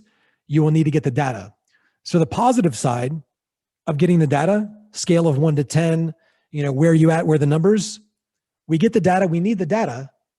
But the downside is when you cut people off and just has these really pointed questions, it takes away some of the emotion. But you need that initially, otherwise the conversation is going to go on forever. So also depends on the personality style. Sometimes people are going to be less emotional. Some people want to just emotional dump. Those we want to kind of halt them. Other people, we might need to open them up a little bit more. Chunking down, we talked a lot about these. And so here I put a ton of business related chunking down financial questions. And so there's a bunch of them and I frame them a bunch of different ways. More chunking down questions. Now, how many calls do you have last week? Before that, get the numbers. How much is your offer? And so if you get the data on somebody that has a business offer, or you're there in the context of business or investment, people should be pretty open in giving you the numbers. How much is this? How much is that? How many calls?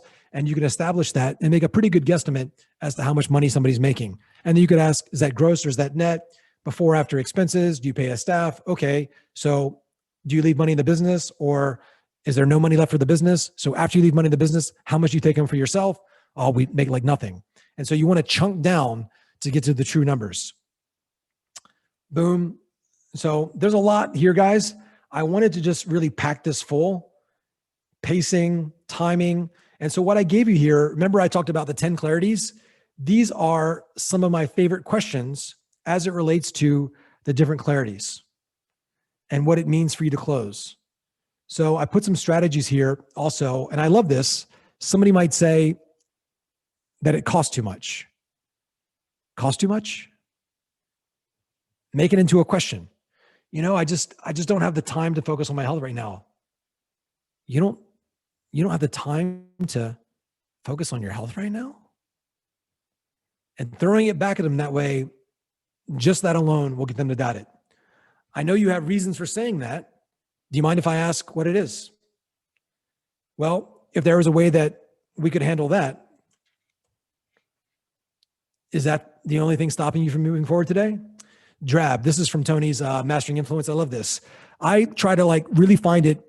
If somebody has an objection, be it time or money, well, if there was a way that you could handle that and we could be flexible on that, then would it make sense for you to move forward? And they might say no. And I know I haven't really got to the real objection, but typically what we want to do is get it to be the final objection. And for some of you that might have a coaching offer, you want to have flexible pay terms.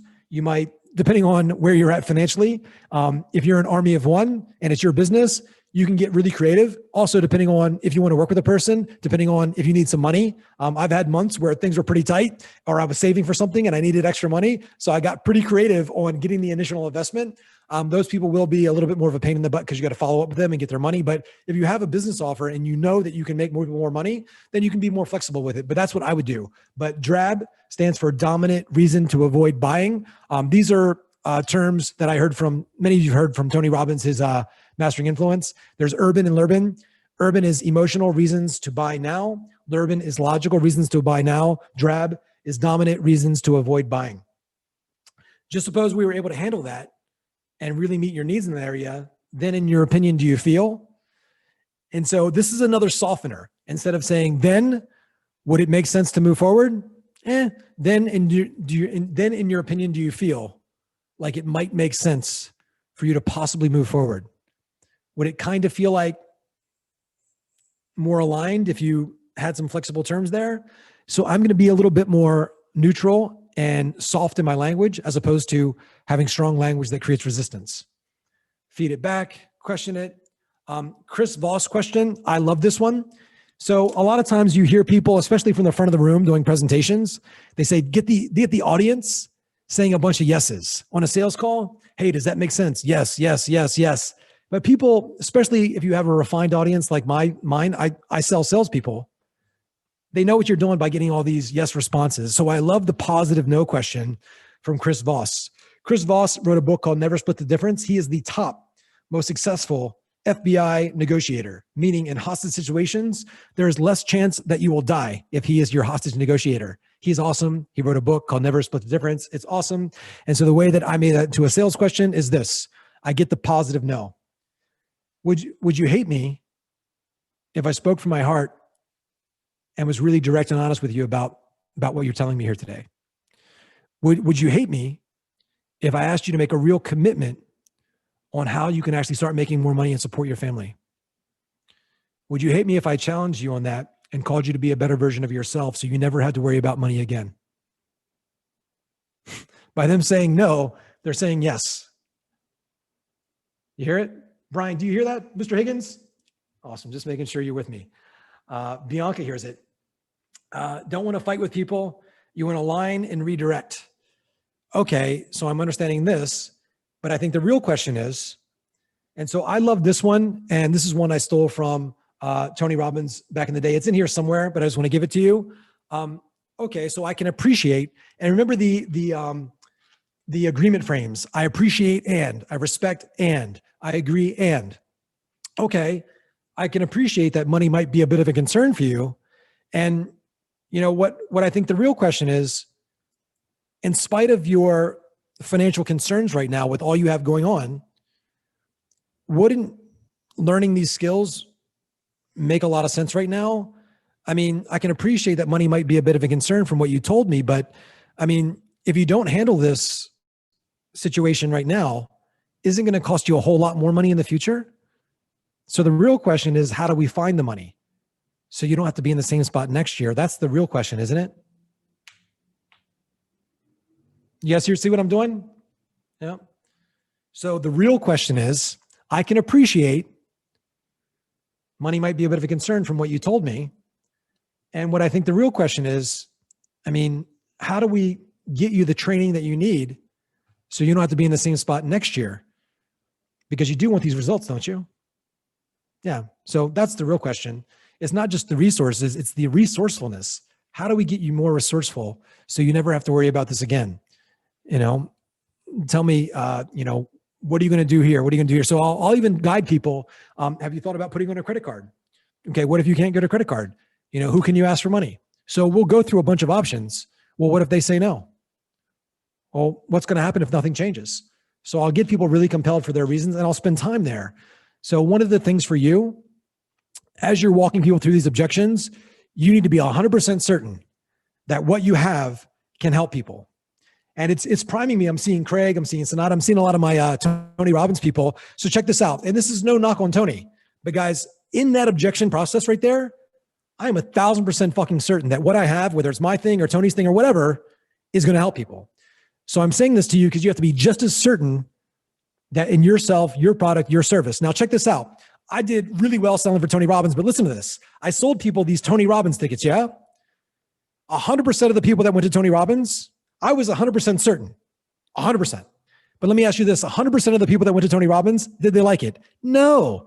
He's saying the F word too much. He's cussing too much. It's cold. I literally got burned. People come up to me showing me blisters the size of their head on their feet. And I could have let other people's experiences affect my certainty and what I was selling. And that would have affected my income, and it would have kept me from reaching people who really did need it. And so here's my point. Your certainty is everything. And you have references of your products not helping people. I have references in my life, references in my nervous system of seeing people getting burned at Tony Robbins, not liking Tony Robbins, hating Tony Robbins. But it's my responsibility to make sure that I'm prepared. Just like you take a shower and you condition yourself physically, mentally, and emotionally, you got to be in state every single day of 100% certainty, because sales really is a transference of emotion. I can't give you something that I don't possess. And if I'm like halfway certain, the best somebody's going to be is like 2% certain, because there's a dissipation of energy there. And so you got to be like 1,000% certainty in your product, your service, your idea, and yourself, and your ability to move people despite what they're putting at you. And so no matter what their fears are or their objections, and especially when you're walking people through that process and they're like, I really have no money. In spite of your concerns, if you did overcome this, wouldn't this be the thing to help you a lot more in the future? And so you have to be able to ask these questions with because some people are going to dump their whole story on you. In spite of your concerns, wouldn't it make sense to? What's going to happen if you don't? The real question is, how do you do that so you're not in the same spot next year? That's the real question, isn't it? And so you've got to be able to ask these questions with like complete sincerity and concern and conviction. You've got to believe in yourself. And here's the thing, just the fact that you believe in what you have to offer with so much certainty, that will often sell somebody just your own state. They'll be like, man, I want to believe in something as much as this person does. The amount of conviction that you have. And, here's the thing, for some of you, you have products that aren't 100% like great. I believe in Tony Robbins 1,000%, but still I'm saying, like, even as good as he is, people hated it. Some people absolutely fucking hate Tony Robbins, and they would like cuss me out and like say bad things about me. But I didn't take it personally, because people are not the behavior. They're in a certain state. People are not the behavior. They're in a certain state. And I know that I need to be a certain state, and I can't let that affect me or infect me. And you have to condition yourself every single day and really guide yourself through those principles, and be willing to stand in the fire with people as they hem and they haw, challenge them, ask them really questions, connect with them, and really dig in and probe and clarify and walk through certain possibilities. Heaven if they do, hell if they don't, and really help them get resourceful. Not just resourceful like, here, do a credit card, do PayPal credit, here's what you can do, I can help you get funding, but also resourceful in the fact that they need to access different emotions of certainty and clarity and conviction in their life that they may have never exuded before. And I've got a couple more pieces I want to share with you, but here's one that I used to use all the time. Seeing a bunch of you guys from the Tony Robbins world is reminding me of some of the stuff that I hardly ever talk about. But here's the thing. There's one thing that I did in a lot of my presentations when I could tell that somebody was broke. And check this out. This is ninja. It's a process that I've utilized so many times called attack and confess. Attack and confess. So here is where I will bypass. Remember I talked about experiences, beliefs, thoughts, feelings, actions, decisions, all that stuff. Here's where I bypass somebody's beliefs and thoughts, and I anchor them into a way of being by getting them to attach a certain way of thinking and acting, but I attack myself. Would you guys like to hear exactly what that sounds like? Put a 1 if you want to hear it. This has made me so much money. You guys want to hear this? Boom. All right, cool. And so let's say that I got a room. I got all these things. I got this thinking, I got all these like little stories. I call them bits. And in your sales presentations or your sales calls or whatever, you might want to have certain bits where you don't deal with all the clarities and deal with everything, but based on your sensory acuity, your behavioral flexibility, you will attack something. And here's where you can attack the financial thing. And I've said this one-on-one, I've said it in groups, and here's kind of what it sounds like. I'd say to the audience, let's say that I'm speaking to an audience to say, who here has ever had a time in their life where money was a little bit of a concern? Meaning you didn't have much money. Who here has ever been in that spot? Me too. But can I share with you something that completely changed my life as far as my ability to generate income for me and my family? Can I share with you the exact thought process, the distinction I got one day that allowed me to support my family, that allowed me to be here with you, that allowed me to become financially free? Would it be okay if I shared with you? So I'm getting permission to reveal. Would it be okay if I share with you my experience that made a lot of changes for me? Okay, so I used to always, that was a pattern for me. Maybe it still is for some of you, where I was always like, I don't have time. I don't have money. I don't have money. Money was a huge one for me. But I got this distinction one day, and maybe, I don't know if any of you guys can relate, but I used to always say, I don't have money. I don't have money. I don't have money. And then one day something happened for me. And maybe you've had this experience too, where you just needed money really bad. And maybe it wasn't for you. Maybe somebody in your family got sick. Maybe somebody got hurt. Maybe there was an emergency and you didn't have the money, but you stepped up and you found a way. You begged, you borrowed, you stole, you're willing to do whatever it takes, and you found the money. Maybe it wasn't even money, but who here has ever had a time where you thought you couldn't do something, but you stepped up and you just found a way? If so, say I. People are like, me too. I say, cool. I. Me too. Yeah, let's do it. I. And here's what I realized in that moment. Can I share this with you? It changed my life. Yes. I say, I realized in that moment that all the times I said I can't afford it, all the times I said that I can't do it, what I realized was if I had been more committed, if I had just been more decisive, I could have freaking made it happen. So if I ever catch myself in the pattern, because that's all it is a pattern. If I ever catch myself under the hypnosis or the pattern saying I can't do something, I say, Eli, you are a fucking liar. You're fucking lying to yourself. Now, I wouldn't be lying to say that it's hard, and I wouldn't even be lying to say that I don't know how. But to say that it's impossible for me to do something when there's so many other people doing it right now, when I say that it's impossible for me to do something that's actually possible, what do I kill? I kill all possibility of me making the life the way that I deserve for me and my family. So if you and I want to move our lives together forward today, we can't lie to ourselves about what we're actually capable of, can we? So I attacked myself there, and then I brought it back to them. There's also an embedded command. I said, Eli, pause, you are fucking lying. So I'm getting permission to give the command to them. And then I realized if I had been more committed, I could have found a way. So if I ever catch myself, or you or I ever catch ourselves in the pattern of saying we can't do something when other people are doing it, realize it's a lie. So if you and I want to move our lives together forward today, we can't lie to ourselves about what we're capable of, can we? People say no. And so what are you going to say to me in 20 minutes when I make an offer to you? I got to think about it. I can't do it. I can't afford it. No, I'll say, don't lie to me. So it's a pretty hard attack and confess in the middle. And that way, that's how I used to really destroy that objection before the little baby monster grew up into a big, huge, ugly monster. So reducing to the ridiculous. This you've heard before, 9-word email. Are you still looking to lose weight? So this is from an email. Because this is so successful for all of you, I wanted you to see this. This is a question, 9-word email, Dean Jackson, really, really famous. Understand the because frame. So I can appreciate that money's a bit of a concern. Would it be okay if I challenge you on that? Well, the reason I want to challenge you is because would it be okay if, so many of you know the because frame. Remember I said that you want to tell people it's a problem and the reason why it's a problem. Here's the reason why the problem is a problem. The problem is a problem because the sky's blue, because that's going to affect your confidence, because if you don't have a dialed in offer, that's going to affect your confidence. And certainly in every call, people will smell it. And that's going to be a self-fulfilling prophecy. You think it's your sales, but really it's your offer. And more than anything, it's your mindset. So I'm giving them a reason why. Agreement frames, I went over those. Decision asking questions versus opinion asking questions. So long story short, you can see here, I've got tons of stuff. Never assume. So I'm going to give you this whole document here. Look, it just goes on and on. I'm going to tell you how to elicit people's values. More pain associating questions. Look, it just goes on. I typed this all up today. Look at this. And there is a really ninja close here that I was going to close with from Mark Lack, but you guys have been here for like 3.5 hours. So you guys are savages. You guys are beasts. I figured I'd try to go for like 2 hours, but I'm going to cut you guys loose. I can see some of you are in Europe as well. Boom.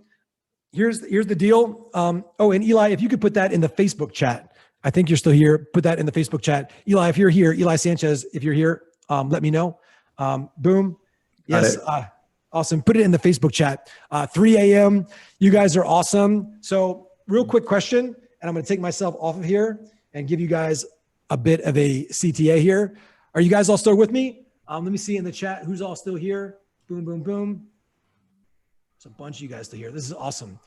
So guys, has this been useful for you? Put a 1 in the chat if so. A 1, lots of ones there. Boom, boom, boom. And so here's a question I used to always ask people when I was doing presentations, and I'm just going to ask it of you. Who here thinks, in your opinion, remember we said opinion asking questions, so I'm going to give you guys an experience here. Who thinks that having me support them with their sales over the next few months could have a positive impact on their sales skills and bottom line? Put a 1 in the chat. Put a 2 if you say, no, this is the worst piece of shit in the world. By the way, also, that's the exaggeration frame. I'm making it really hard for you to say no. If you think I'm the worst person in the world, if you'd rather eat a bucket of crickets than listen to me for one more second, then put a 2. So I'm making it really hard, you see, to say no. And I made it really easy for you to say yes. Who here thinks that if they had my support, it could possibly help them in their sales? Possibly. Most people said a 1. Who here is committed to get better at their sales? Put a 1.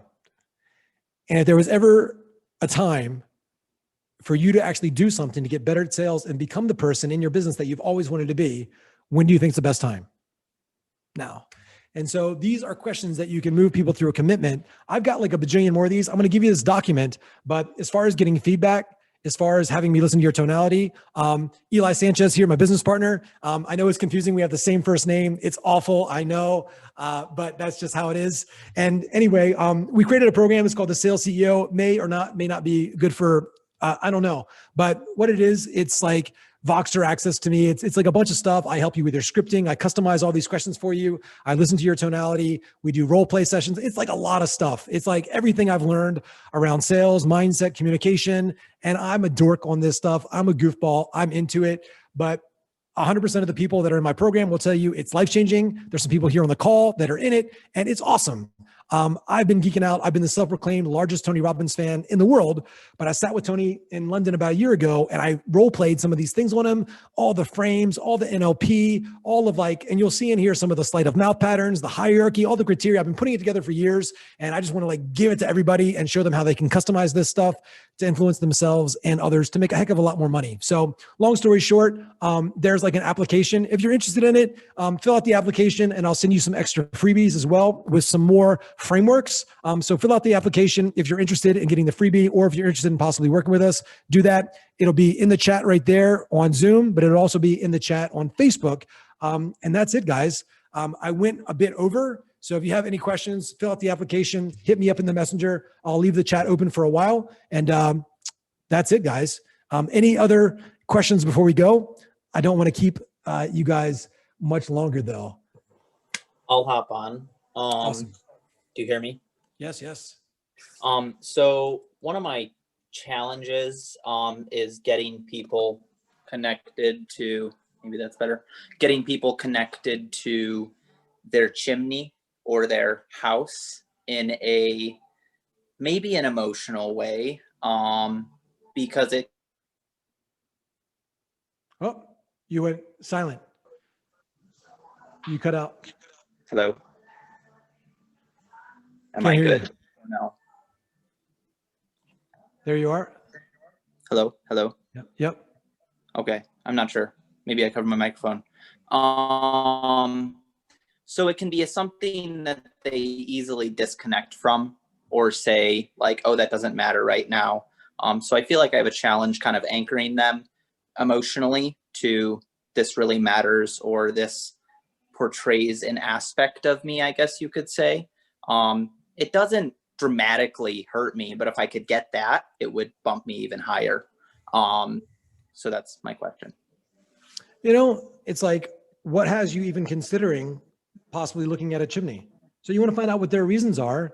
And remember, you know, just for time's sake, I'm not going to go into it too much, but here's what you want to do. So remember that there's the human needs, certainty, uncertainty, sometimes having something new, significance, you know, connection, all that stuff. But typically what, you know, you're doing now, they need to really be aligned with some of the possible ramifications as far as safety, as far as aesthetics.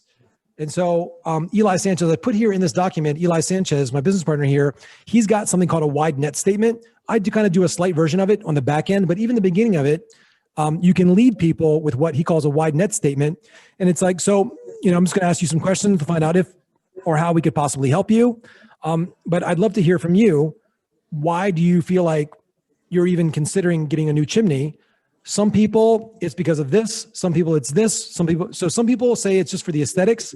Some people, it's because the safety aspect. Some people, it's this. But I don't know which one of those reasons are most important to you. So a lot of times when you ask somebody, why do you want to do this? They're like, oh, I don't know. And so right there from the start, you know, most people reach out because they have some safety concerns. So I'm taking away their certainty. Some people, it's this. Some people, it's this.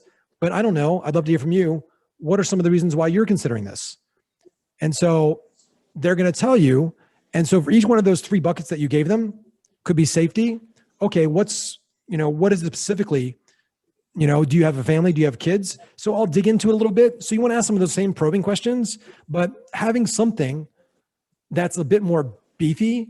Maybe they want to sell their home. You want to find that dominant buying motive. And for yours, it's like increasing the value of their home. It's for safety. You want to flesh that out as far as the wide net statement, and just get some clarity there. But getting people really emotional about a chimney, it's usually going to be safety. What do you think are the main reasons why somebody buys one? Oh, I know that's a big thing. And then I'd say 30% of our buyers just want to do upkeep on their home and take good care of it because it is kind of who they are, but it's not a majority. Safety is probably one of the bigger ones. I have a challenge with communicating that without feeling like I'm manipulating them, I guess, because that's not something that I would like to do. The way that you just put it, however, was fantastic. So they're going to dig into how long they've had the chimney, how long they've had the home. Yeah. So how long they've had the chimney, what's recommended for safety reasons are this. Have you noticed any of this? So you're going to direct them a little bit. It's like what made them consider even, looking at getting a new chimney. Why are they even considering this? So sometimes they'll fill in the blank with what their concerns are. And, what was it that made you think that? How old is the chimney? How long have you noticed that? So just them focusing on it will help. And then it's like, well, based on everything you said, how this and that, and you said it was maybe feeling a little bit unsafe, what my recommendation is, if I could give you some feedback, if you're open to it. And so I can walk you through that process. And so it's going to be the same thing, but it's just kind of, you want to figure out their DBM, their dominant buying motive. Okay. That's probably one of them that I don't hit on hard enough. So that's good. Thank you. Yeah, it's good to nail like a checklist. Anyway, it's been 3.5 hours. I'm going to go. I haven't eaten yet today. I got up this morning. It's been a crazy day. I haven't showered yet, but I did brush my teeth. So anyway, hit us up with any questions in the Facebook chat. Tomorrow I will get this document up. It'll be inside of a Google Doc. So you guys can see it. But again, my outcome will be for you to make your own. So it'll just be a viewable doc. So you'll be able to read all through it, but then make your own. So it'll just be just a viewable doc. We'll put a link to it tomorrow inside of the Facebook Messenger. And if you're interested and you want to know about how we can help you customize this and do all the things with you, there'll be an application inside of the Facebook Messenger, and it's there inside of the Zoom chat. So anyway, guys, I hope you guys had fun. I know that I did. I'm going to have some water and some sleep, and that's my night. Awesome. Much love, guys. Thank you guys so much for being here. See you guys. Thank you, Eli. Thank you, guys. See you.